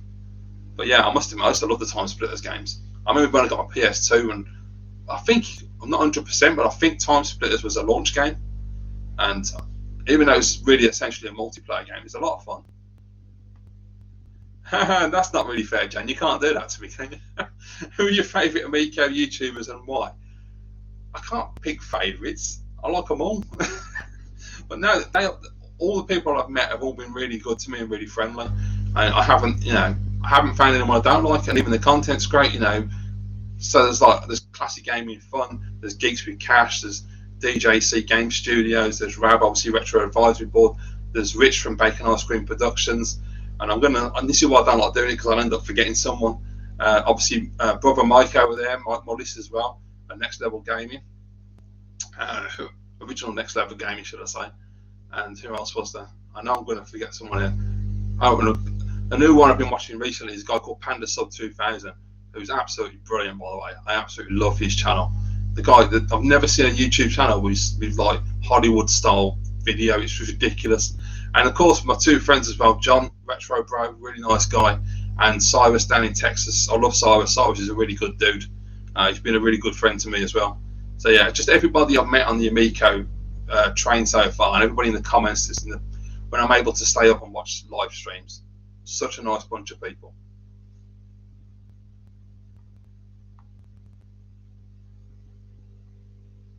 There we go. Klaus has confirmed it was a launch title. I thought it was.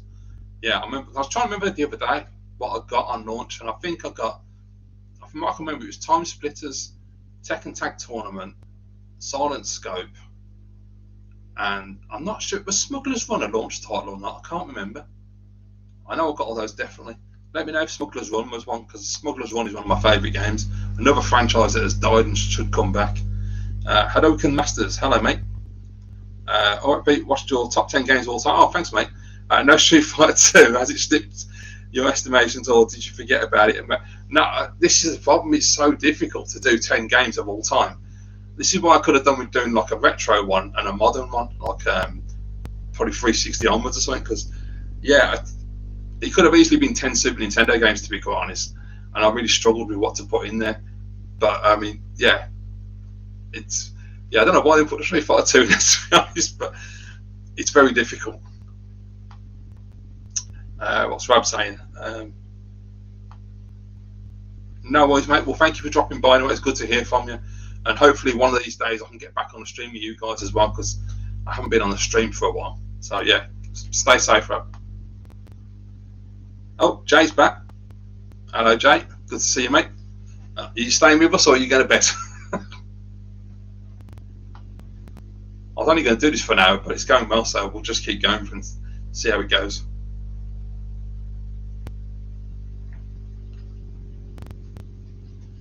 Right, Christian.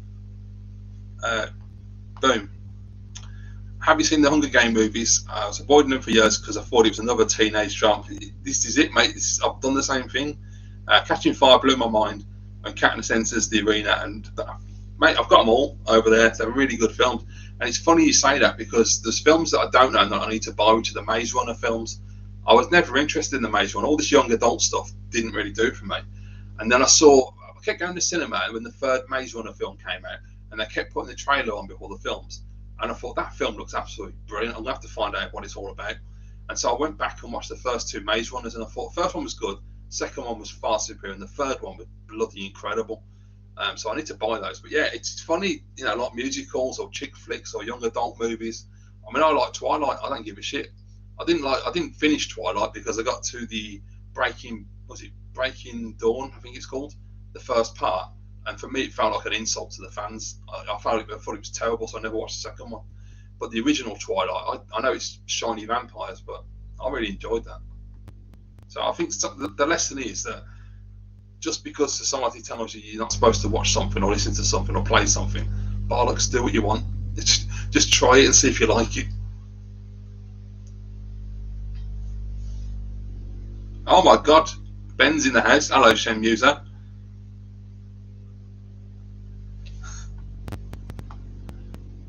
Cheerful as ever, mate. Comrade Ben. But at least you've got your BSVR 2 coming, mate. That's one good thing.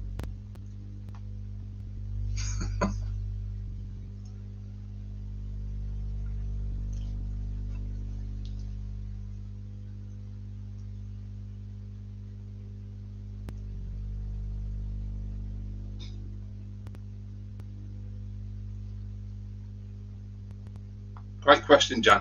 So how did you become aware of Amico and what made the console attractive to you? So I first found out about this in 2018, October, and there's a channel called Re-Res Hot Takes over in Canada, and they did a video talking about this Amico, and I didn't know what it was, and I watched that and I thought, oh, that sounds really interesting, something I'd be into. And I can't remember if the trailer had come out at that point or not.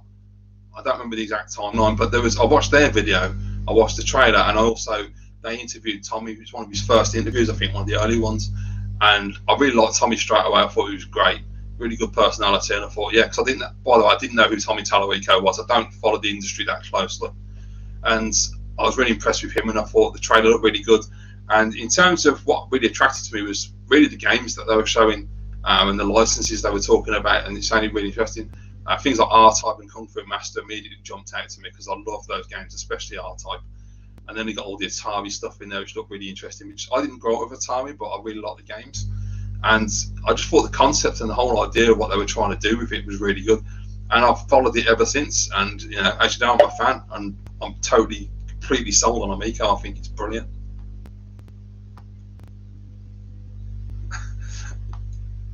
So I haven't watched any videos on it, to be honest with you, Ben. I don't know much other than it's got inside-out tracking. I think they said. I don't know what that means. And it's got, am I right that it's got wireless controls now, which is a really cool idea. But yeah, I know you love your VR, and it is really, really cool, to be honest. I mean, without doubt, Blood and Truth. I haven't played a lot of VR games, but Blood and Truth is just next level. I still can't get my head around that game. It's an absolutely incredible game. And that says, what's one thing that could scupper Amico? The general public, basically, if they don't take it, if they don't take it to heart, then it's dead in the water, really. It'll just become a retro console for us lot. But I know that they've done all their market research and all the things you do as a business to get investment and whatnot. They've done the job, so they know better than anyone else if there's a gap in the market for the product. So time will tell. But either way, whatever happens, all of us that do buy, we're going to end up with some great games. So it's win-win, really. Hello, Daniel. Favourite 16-bit game of all time is a pretty much impossible question to answer. I'd probably say Castlevania 4. But, then you've got like Mario World, Street Fighter 2, Turbo, Mario Kart, Castle of Illusion, the Shinobi games. There's so many, but yeah, I would probably go with Castlevania 4. But there's also Super Turrican, Mega Turrican, and all the Amiga stuff and Chaos Engine, and it's just really yeah. But Castlevania 4 is absolutely probably my favourite, I would say. I've played it a lot.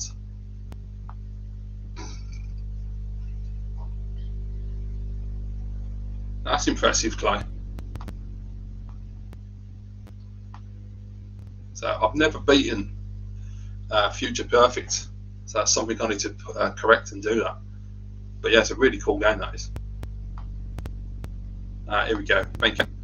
It's going to be insane. Haptics, that's interesting. In the headset, how the hell does haptics in the headset work? Does that mean it vibrates on your head or something? I mean, what? Inside-out tracking, which I don't know what that is yet. Very high resolution, that's good.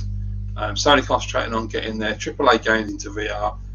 Cool. So, does it work with PS4 or PS4 Pro at least, I would think? Or is it PS5 only? Because if you're saying very high resolution, I'm assuming all this is going to need some horsepower. Hell yeah, Castlevania 4. You can't go wrong with that game, can you? Yeah, and I've got to agree. It is indeed the best. The whipping is the thing that makes that game for me. Just whipping in every direction completely changed how the game plays. I don't understand why they took that away. And 100% that that game is classic. I've been playing it on Evercade again. It's so good. Such a fun game. I can't wait till we get the Amiga Mini version. If that Amiga Mini is good, I'm going to get one. And it looks like it's the 32-bit version or the CD32, so that's going to be really cool. I hope it is. Oh, I'm going to comments are flying, Jesus Christ. Right, okay. Yeah, I completely got about that, Christian. So yeah, remember when Microsoft bought Rise of the Tomb Raider for 1 year and everyone lost their minds? That was funny. And today they buy whole companies permanently for billions. I feel like they'll continue to do so. EA maybe. Yeah, they'll do what they did with Rare. They bought Activision and they'll do Sodom with them. They'll just be pumping out Call of Duty and that'll be it. Right. Oh, hello, Daniel. Brilliant. Just finished Castlevania 4 after all these years. Oh, brilliant, mate. That's absolutely fantastic. It is a masterpiece. It's a good level of challenge as well, I think. It's not too difficult. It's just the right balance on that one. Mr. J. Here we go, Amico stuff. Got the 8-game pack, nice one. So Biplanes, Missile Command, Finnegan Fox, Brain Jewel. Looking forward to Brain Jewel. Can't wait to see more from that. Moon Patrol, Dino Blaster, which looks bloody brilliant. Evil Knievel, which I've been completely converted to. I really can't wait to play that. And Rigid Force, which looks awesome. So yeah, nice one. Well done, Jay. And Jay, let me know what you think of the physical media as well. What does it feel like? And that does it look as nice as I think it looks? Are the lenticular cards as good as they look? Right. Oh yeah, thanks, Ben. So VR is only PS5. I thought it might be. Going to be some next gen shit. PS5 built with VR in mind. Oh, okay. So I'm going to get set a new benchmark. So how much is it, by the way? Just make me laugh with the price. Absolutely correct. Jacular X is great.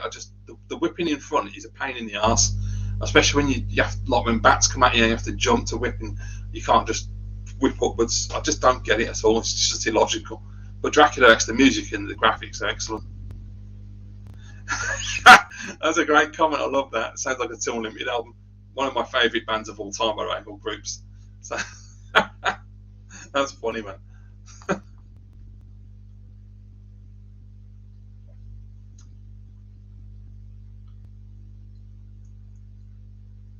Okay, I'm just going to grab another drink. Won't be a sec.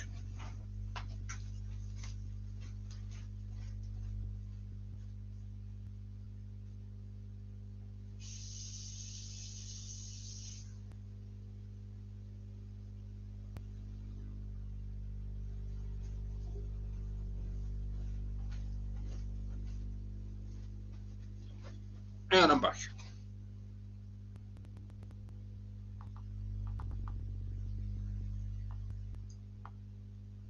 It's hard to argue with that, Jay, to be quite honest, mate.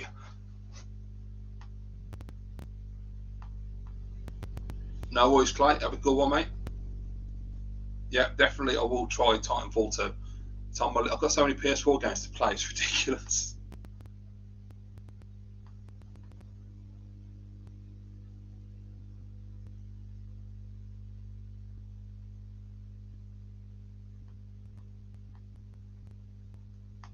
Oh, okay.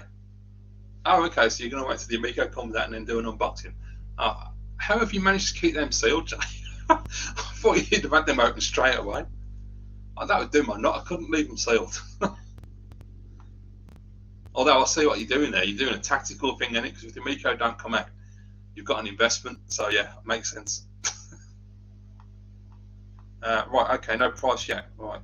I'm guessing somewhere between 400 to 500. Jesus Christ. I don't sell Panzer Dragoon just for that. You'll regret that, won't you, Ben? I mean, you'll never get that back again. That bloody hell, that's expensive. Yeah, I'm glad I'm not going next gen.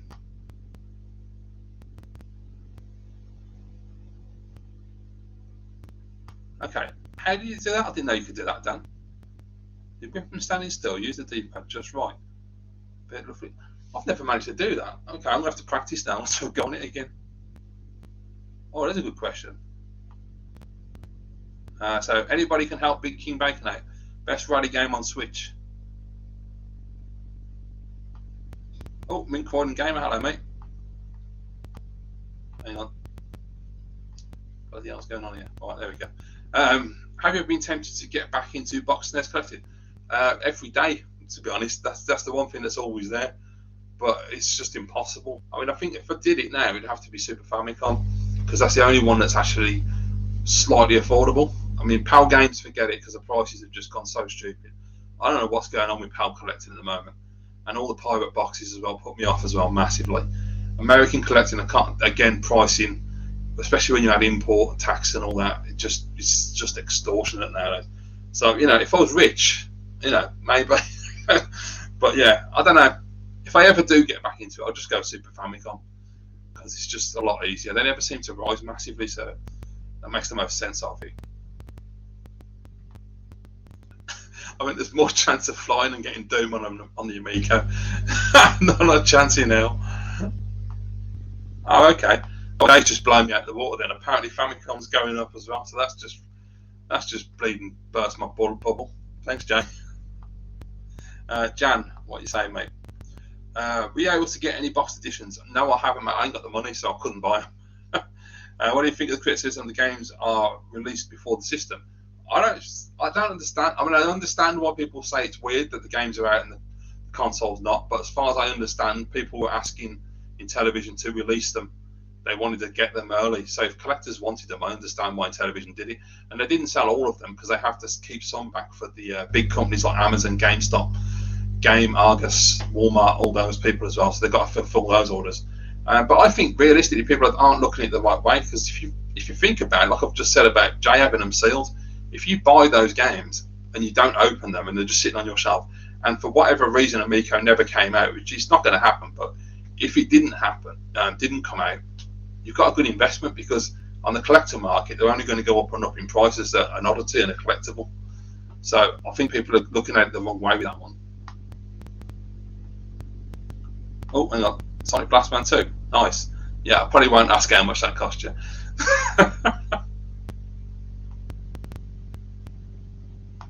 Here's a good question. So Ben's asking, do you think OG Xbox will become collectible? A lot of exclusives and fun systems to collect for, but never seems to rise in value. Well, I hope it doesn't, but I'm surprised it hasn't, mate, because it was 2001. So now, I mean, if you were born in 2001, that makes you 21. So I would think there'd be people that have got a lot of nostalgia for that console at this point. So I'm really surprised it hasn't risen. I mean, I haven't looked at Xbox in a while, like, to see which ones are the most expensive games now. I'm sure there's still a few, like Castlevania used to be an expensive one. But yeah, most of the games are still cheap. I mean, thank God, because I would like to build my Xbox collection back up at some point. I'm working on 360 at the moment. That's my focus. But I would like to get an original Xbox set back. But the problem I have is I don't want to buy them from the shops, because the discs are always shit, and I just want to get them off eBay and just pay a bit extra and get a not unscratched disc. But it's so laborious doing that compared to just going down to CEX and buying a pile of games. But yeah, it is weird that they haven't gone up yet. I thought that, and especially PS2. I mean, everyone loves PlayStation, so I'm surprised they haven't.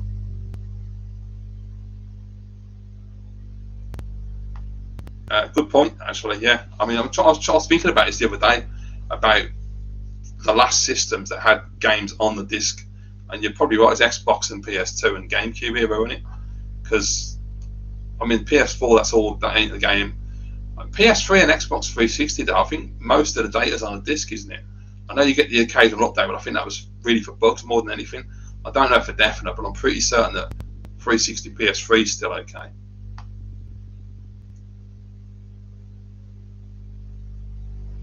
Yeah, all this DLC shit just drives me crazy. All these updates, nothing worse than buying a game and you can't play it for 5 hours while you wait for the bloody update. Okay, Dan's saying Super Famicom's better for pricing condition generally. True. A lot of great games can be found for reasonable prices. Some big hitters are absurdly priced though. I have heard there's a little bit of piracy going on in Japan with the boxes as well, but I don't believe it's as bad as the PAL versions, which are an absolute nightmare. Yeah, I mean, Wild Guns, Pocky Mocky 2. The worst one for me is Super Toyken. I don't understand what's going on in Japan. That game, like, a loose cart is about 100 quid. I don't think it's changed much. But the box ones can go like from 300 to 1,000, and there's always a few copies available. I mean, I just don't. And the box is ugly as well, so that wouldn't even make me want to buy it. Just even though I love the game, because the box is crap. Right, boom, here we go. So patches to fix broken releases became a thing on 360. Yeah, Before that, you couldn't just release an unfinished game. Yeah, but isn't most of the game data actually on the disc though? It's not like now where you're essentially downloading the whole bloody game instead of just downloading. I mean, those PS4 discs are sort of like a key, aren't they now? Like a handshake. I mean, I don't know enough about all this stuff, so I'm just winging it. Yeah, Pocky and Rocky 2, yeah. You know, Pocky and Rocky 2 I think is the best one. I don't like the first game. I think the second one's a lot better.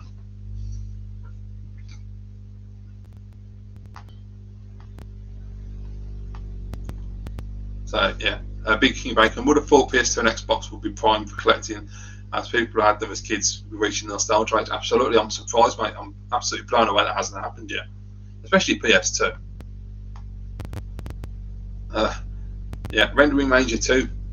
Cyber Snake 7's got a copy of that. A legit copy, not a reproduction, which is absolutely mental. Yeah, it is too tricky to collect them. It's just. I mean, NTSC American, forget it, man. You're gonna have some deep pockets, and especially with the import tax and everything. Yeah, it's a real shame the way it's gone. And PAL's just the price of Castlevania 4 on PAL the last year has been absolutely ridiculous. I don't know what's going on there, and 100% agree with you as well. That way too. Oh, hang on, way too many counterfeits. 100%. Okay, so that's good to know. So there are some that are out there. So at least they're obvious anyway, because the PAL ones are getting really good lately.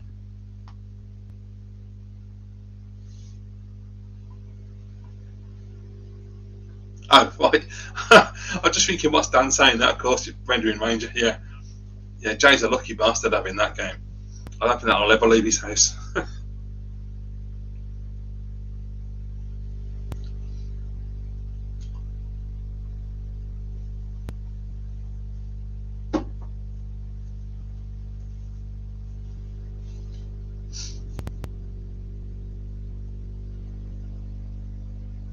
That's a great question there. Yeah, what are the tell signs? So please tell, because Big King Bacon let us know, because I haven't got a clue about Super Famicom what to look for. What's this? Jan saying, why does the COO of Intellivision, Nick Richards, look like Cyrus Martin? Are they twins? Apparently so, yeah.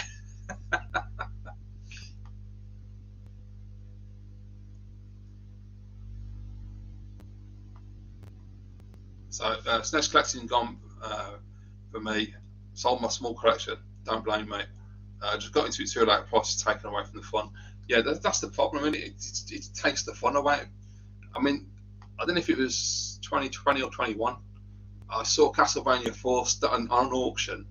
It went for free. No, yeah, I think it went for 250. Then it went for 300. Then it went for 350. And I'm like, it's only worth 150 mint. It's absolutely ridiculous. So I wouldn't even bother getting into PAL collecting, because I'm not paying those prices. You know, I mean, I know people go on about the prices, and some people will say like the price is too high, and some people will say, well, you know, you have to just pay what you got to pay, which is fair. If you can do it, do it. But I just personally would not pay an extra £200 for a game that I don't think is worth that price. I think it's just artificially being inflated. And that's a great point. Do people still find gems in the wild? Is it a thing? Car boots, charity shops? I haven't seen anything in the wild. You know, it seems like all of it's gone online now. I suppose it depends where you live, though, doesn't it? What area? Yeah, I'm way out of it as well, Ben. I mean, I'm only recently, but I haven't got a clue anymore.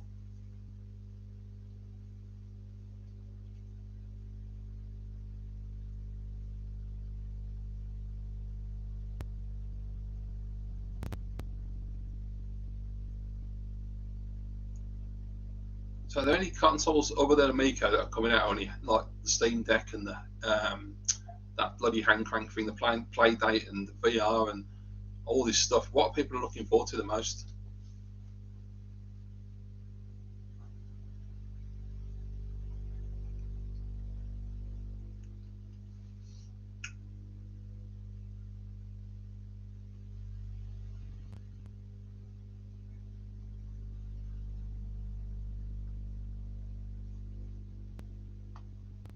That's a great one, yeah. It's the problem. It's like back when I started doing Super Nintendo, like back in 2000, I think it was 2004, 2005, somewhere around there. You could get them really good prices, and even when I did it in 2017, the prices were still decent. You can still pick up some good gems, but now it's just mad. So getting the OG Xbox is a good idea, mate.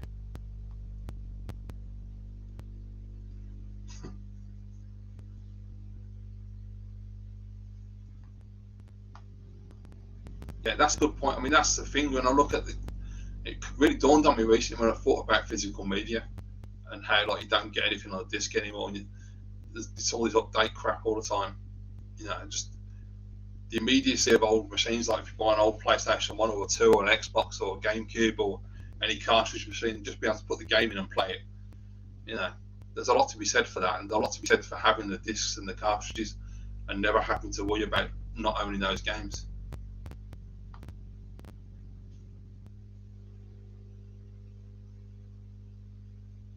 Yeah, it's a shame that that's happening with charity shops, but then again, it's a charity, so yeah, I think a lot of people got a lot of bargains over the years, so can't complain too much.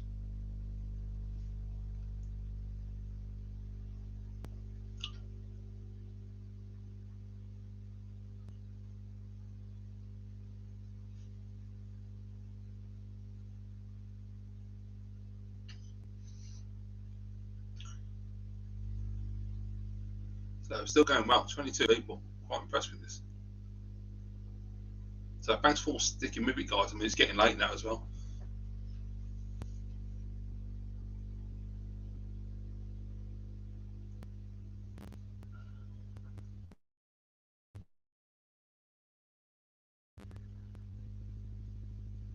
Uh, yeah, I mean the Switch. I don't even know where I would even begin with the bloody Switch. I see so many people like when I watch like Nintendo Arcade and others picking up these like retro inspired games, and there's just so many of them. It's just a bloody minefield, to be honest. Oh, nice. Oh, brilliant. That's congratulations, Jay. That's great news, mate. Yeah, Commodore 64, man. God, I think if I was ever going to do that, I'd have to get a mini. I don't think I could get into tape collecting because that's a bloody minefield because they are cheap. I must admit, it would be great. That's a working Commodore 64 would be incredible. But I ain't got no technical skills, so I wouldn't have a clue about recapping it and cleaning it up and all of that business. But yeah, that's really good that you've done the hit squad already. And to be honest, I thought you would have finished that a while ago, so you must be taking your time with that one.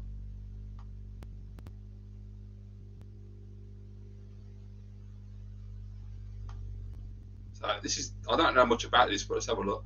Uh, Game of the Year awards, lacking worthy nominees year on year. Pick year from the 90s, and the list is endless. Well, yeah, I never watched anything like that.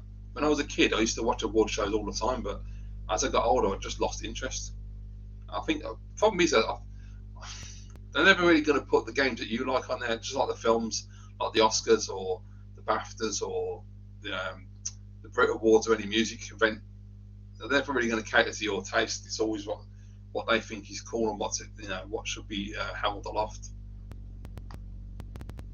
I mean, Christ, it's like when people talk about RPGs, and I'm just like, I ain't got a clue what you're talking about.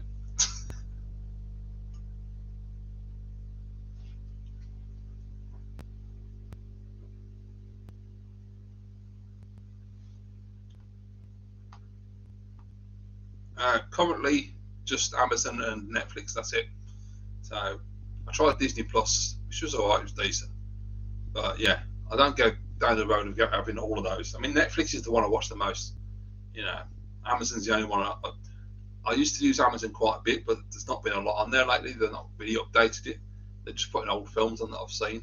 So yeah, Netflix has gotten better. Netflix was a bit crap at one point. There's a lot of like subtitled and badly dubbed films on there, and lots of like dodgy B movies. But eventually, it's starting to get better now. It's starting to put more interesting stuff on, and they've been putting some good films on lately. Hang on, I missed that. What was that one?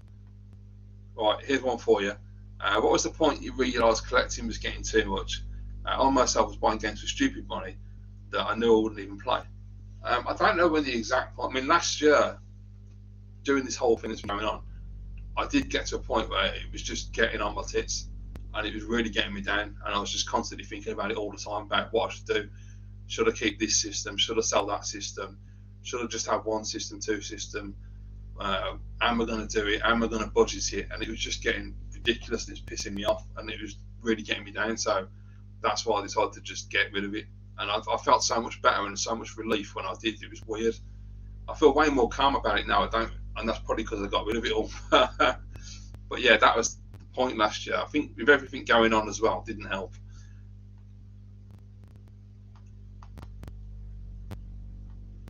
Okay, boom. Right. So, do you think E3 is finished now as a big event with the online stuff and the cancellations? Be a shame if it doesn't come back. Yeah, as it used to be. Yeah, it is video game Christmas. I love E3. I mean, to be honest, now I'm not into like next gen. I'm not that bothered about PS5 and Xbox. It's kind of like lost a bit of luster. But as you say, I mean, the companies aren't turning up anymore, so it's a bit pointless. And it's all right doing it online. I know they have to because of the pandemic, but yeah, it isn't as good as it once was for sure. But hopefully one day it will return. I think the problem is though, hopefully, I mean, with Amico coming out, I know it's not on the same level as Nintendo, Microsoft, and Sony, but if it's successful enough, they could have a briefing, a press briefing or something at E3 and a stand and everything. Because it'd be nice to shake it up and not just have the main three all the time. Because Nintendo do their own thing with their directs, and really E3 is Sony and Microsoft. And quite frankly, what's the difference between them? There isn't a big difference. It's all the same sort of thing, same style of games all the time, and it's gotten a bit boring. And it's all this PC master race. Everything's very expensive. You know, everything's power obsessed. So it's really boring. But you know, hopefully E3 can be fixed. But it probably just died on its arse, to be honest, the way it's going. Jan, what do you think of Amico graphics? I love them. Haters bash it for being poor because you know it's all referencing. It's what you're looking for as a consumer, and a gamer. And whether you think graphics are more important than gameplay, I don't. I think gameplay is more important. But you know, I'm a 44-year-old bloke who can play a game on an Atari that looks like shit but plays absolutely brilliant and keeps me hooked. Or I can play the latest PlayStation game or Xbox game. So graphics are not that important. They look great, and when you get a really beautiful game, it's like, wow, look at that. But beauty's in different things. It doesn't have to mean ray tracing, 4K, HDR, incredible 3D expansive open worlds. It can just mean a game like Astro Smash, which is a simple 2D shooting game with spaceships and rocks, but has absolutely beautifully designed backgrounds with loads of colour and lighting effects and parallax scrolling. It's all personal, whatever you like. I personally love the graphics. So, you know, for me, it's not always about that. NES still sold well. When Genesis came, people bought Tiger Electronic. Well, this is the whole point. I mean, 16-bit came along, but it wasn't like everyone just jumped from 8-bit to 16-bit. Because while 16-bit looked great and looked better, then NES still had a lot of great games on it. So, yeah, I just think there's a lot. We all do it. We all have done it. But I think graphics are a bit overrated sometimes. It's more about the gameplay. If you haven't got good gameplay, then you're not going to play the game for long, are you? No matter how beautiful it looks. Boom. All right, so look, Jay. Leaf Weapon on Hit Squad. Going to be looking to get 400 quid. Okay, that makes sense. I don't blame you. Take your time. Oh, thanks, mate. I appreciate it. It's really good to hear from you, Jay, if you're still there. And yeah, I'll be looking out for your new video as well. I can't wait till you come back and get back on this again. You know, it's good to see all the people coming back, like, and putting videos out. But yeah, thank you for sticking around, Jay. Have a good one, mate.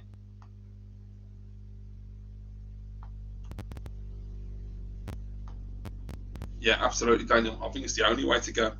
I think, you know, realistic. If you want to go boxed anyway, I think Super Famicom is probably the safest bet, unfortunately. But yeah, but then again, in that bad. I mean, it could be worse, couldn't it? I mean, the Japanese boxes are absolutely beautiful. So, top man, Jay.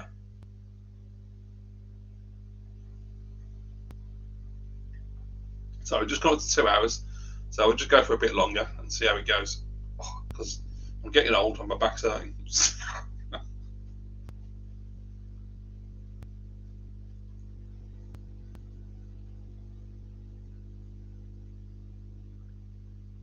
So any questions, guys, just throw them in the chat, and I'll do my best to answer them.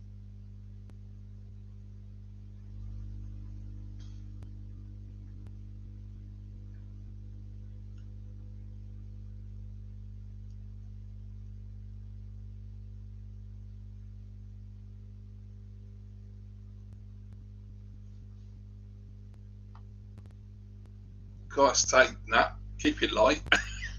How do you think the pandemic will end? Eventually, I don't know. I don't know. To be quite, I mean, all the vaccinations are helping massively, so that's a good thing. It depends where you live. I think you're in New Zealand, aren't you?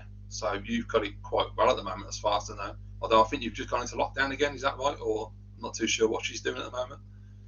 Yeah, I don't know. It's a really difficult one. I think over here, most of our population have been vaccinated twice now. There's quite a decent amount of people who've had the booster as well.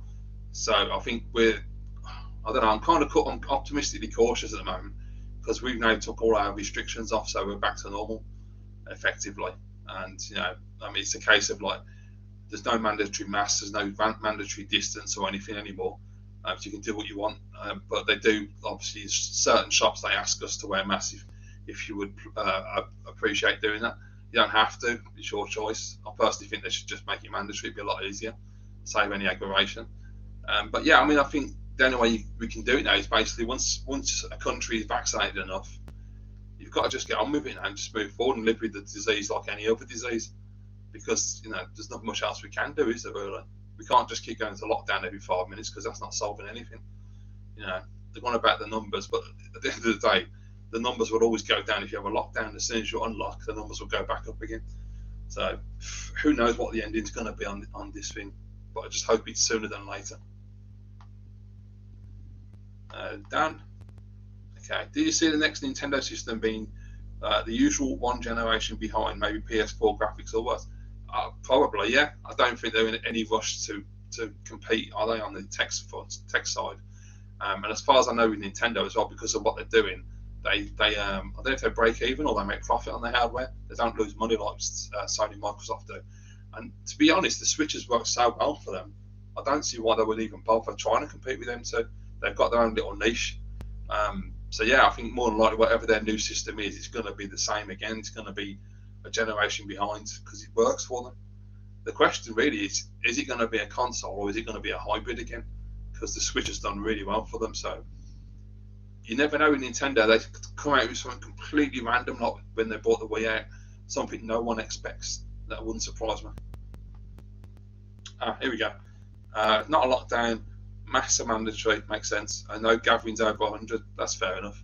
So what happened? I know that I read the other day you had 9 cases of Omicron, and that's why there was some kind of restrictions coming in. I wasn't sure what was going on. I was the same, Dan, when I had my Switch in 2017. I rarely played it like mobile. I always had it docked. I just can't get on with that. I've got a big TV, put it on the telly, No problem, Jack. Thank you for sticking by, mate. I appreciate it. Yeah, have a good one.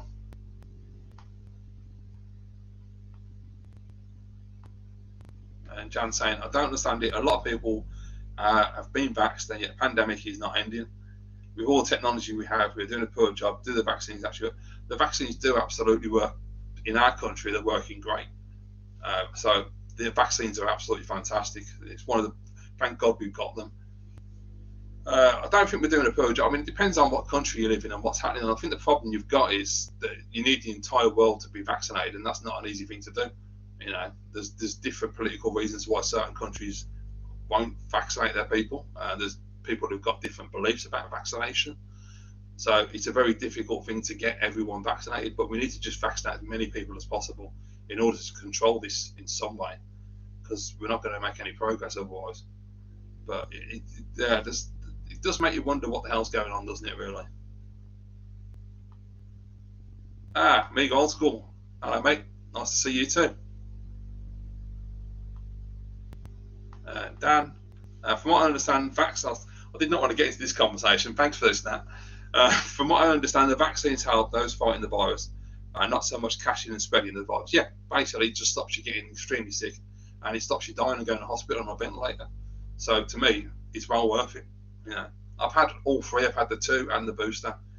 No problem at all. Bit of a tender arm. That was it. So yeah.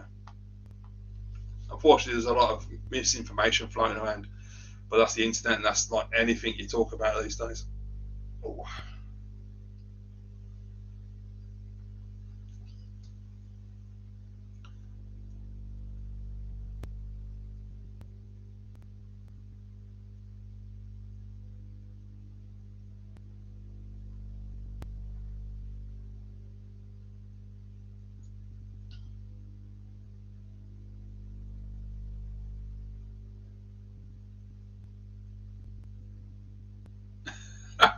It's alright now, don't worry about it, mate.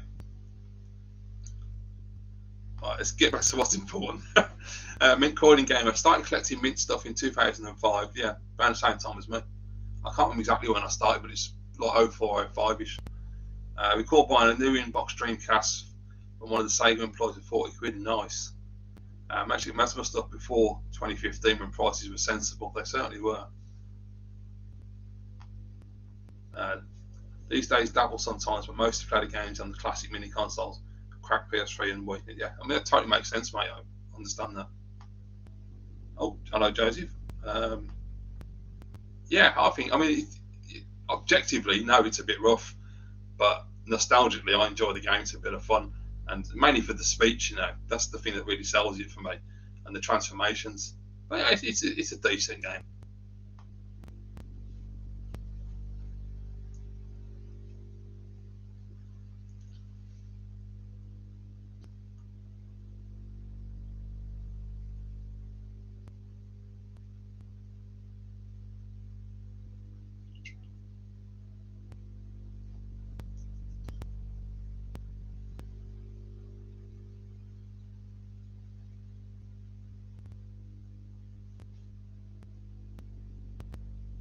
I know that's a great question. That is, Dan. Most overrated SNES game. Jesus Christ. That's actually quite difficult, isn't it? Even thinking of a game that's overrated is tough. Oh, I know. Well, in fact, I'd probably say a couple, but I've never played them, so I don't know. But just because people bang on about them so much, is Earthbound and Mario RPG. It's always like if you haven't got those, you're not a SNES collector kind of thing. Jan, why is there a PAL and NTSC version of games? Well, it just is how it is. Unfortunately, it's just the way they used to do things, like with DVDs when they do region coding. And like PAL and NTSC is just down to the TV signals, isn't it? Because I think NTSC was. I watched a video on this on YouTube. NTSC was created first, and I can't remember the reason why they designed PAL, because PAL's a better format in terms of like resolution. But there's a video on YouTube that explains it all. Mario World, really? Great game, but freeze way back. Nah, I think they're on par. I certainly wouldn't say it was overrated. Holy shit, that's a leading statement. I'd have to disagree with you on there, but I can understand 3 and 4. It's really hard to choose. I pick number 4 personally. I love Mario World, but number 3 is such a great game. The ships on number 3 are what I really like the most. Oh, Amiga Old School. My collecting started when I kept all my Amiga and Master System. Then the collection grew from 1987. Oh, that's even better then, mate. You did the right thing there. I don't know many people that kept the original systems. That's definitely the way to go, though.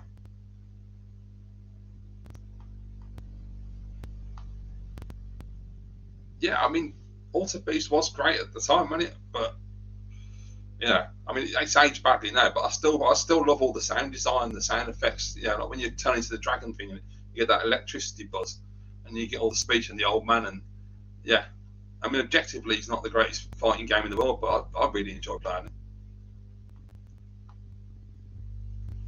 Oh my god, we're getting them all now. So we've had Mario World, now we've got Tetris is overrated. Jesus, everyone bangs on about it, but it's boring. Just puts blocks in a lot. No, what? Oh, okay, fair enough, mate. We got Super Mario Land on Game Boy for Mario. I'm pretty sure I played it at the time, but I don't remember much about it. But I mean, Mario, you can't really go wrong with any of those games. Tetris Effect, I've never played that. What system is that on? Is that a new one?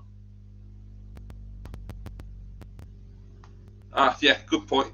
And to be honest, any RPG that's on the Super Nintendo is probably overrated because every YouTuber under the sun has raved about how great those games are. And it's always the ones that cost a bloody fortune as well.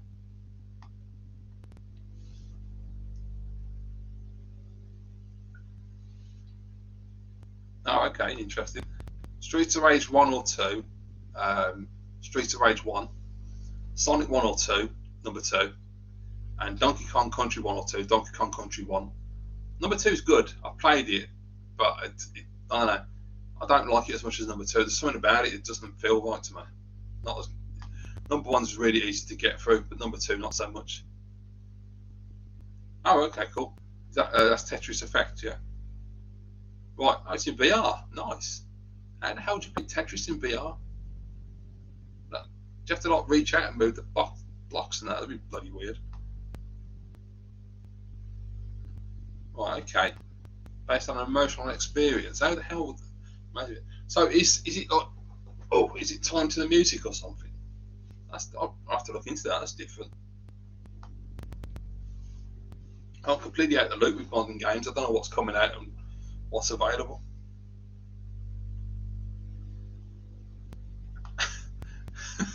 Yeah, me too. I've never got RPGs. I tried Final Fantasy VII when I was younger, and I hated it. It was crap. And then I'm the only one I've ever. And people always tell me that Zelda's not an RPG, but I don't know enough about RPGs. What's classed as a true one or not? The only one I've ever enjoyed was the Zelda game on the Game Boy. I actually managed to get quite far in that, but in general, I just don't get the point of RPGs, and I also don't see the point of playing a game that lasts that long either. Oh, okay, cool. So it's exactly the same gameplay. Just get experience. That'd be so weird in VR. I can't even imagine what that's like. That's bizarre. I still think VR is just the most incredible thing ever. The first time you put it on and you play it, yeah, especially because I didn't think VR would be what they say it is. I thought, it can't be that good, but it is. Yeah, I mean, I've got PlayStation VR, and I know there's like all the really expensive ones that are even better, but PlayStation VR is superb.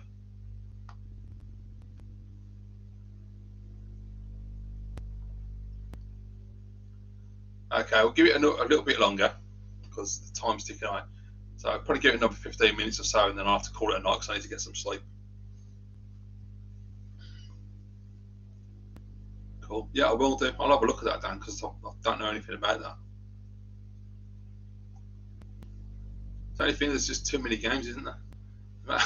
No matter what system, there's just hundreds of games everywhere. So, Joseph, Final Fight, Streets of Rage, or Rival Turf? Now, that's an interesting choice. I mean, Final Fight is my nostalgia game, but objectively, Streets of Rage. I think it's a deeper fighter. Final Fight and Rival Turf are pretty much quite standard, just walk and punch. But Streets of Rage have got a little bit more depth, like when they grab you and you can kick the blokes out of the way and everything. And it feels a little bit more tactical. Plus, it's got the best soundtrack as well. Yeah, can't go on with Turtles. Yeah, everyone bangs on about Streets of Rage 2. And I suppose for like people who had Mega Drive, it probably is a big nostalgia buzz. I mean, it's got the better graphics and it's got a cool soundtrack. But I just like the first one. I like the skinny sprites. I don't know what it is. It's just like that real pixel. Considering I don't even like modern pixelated games, that is like a super pixelated game. I just really enjoy the first one more. But yeah, but the second one I can totally understand why people like it because it's got the big bulky sprites. The way it's drawn, it looks a lot nicer. The soundtrack's incredible on it. Yeah, I think 1 and 2 you can't go wrong. Number 3, if it weren't for that music, it would be a good game.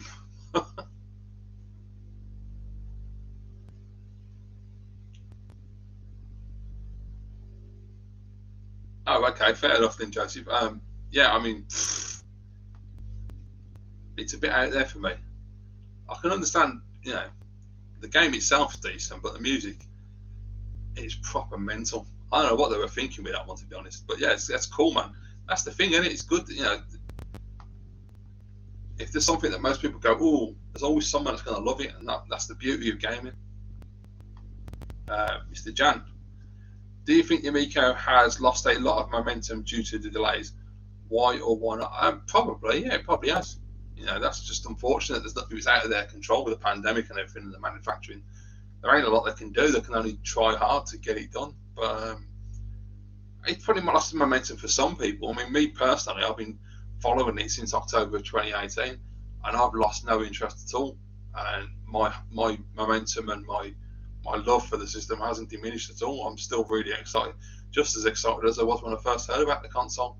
But yeah, I completely understand where you're coming from, mate. Yeah, there is parts of it, like there's that one bit where it's like a disco. I can't remember where it is on the game. There's like disco lights and it all goes raving, and the music just goes bloody crazy on that bit. Cheers, Gregory. Thank you, mate. Appreciate it.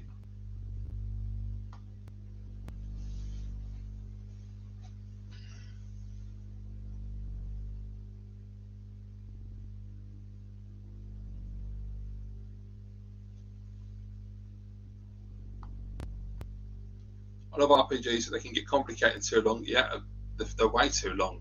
When I listen to people talk about their favourite RPGs and the amount of hours they put on, over 100 hours, I think, no, I ain't got the time to be doing that. You can't speed one, but yeah. And it's like that turn-based stuff. I just don't get the point of that. It makes no sense to me. It completely seems like the most illogical way to play a game.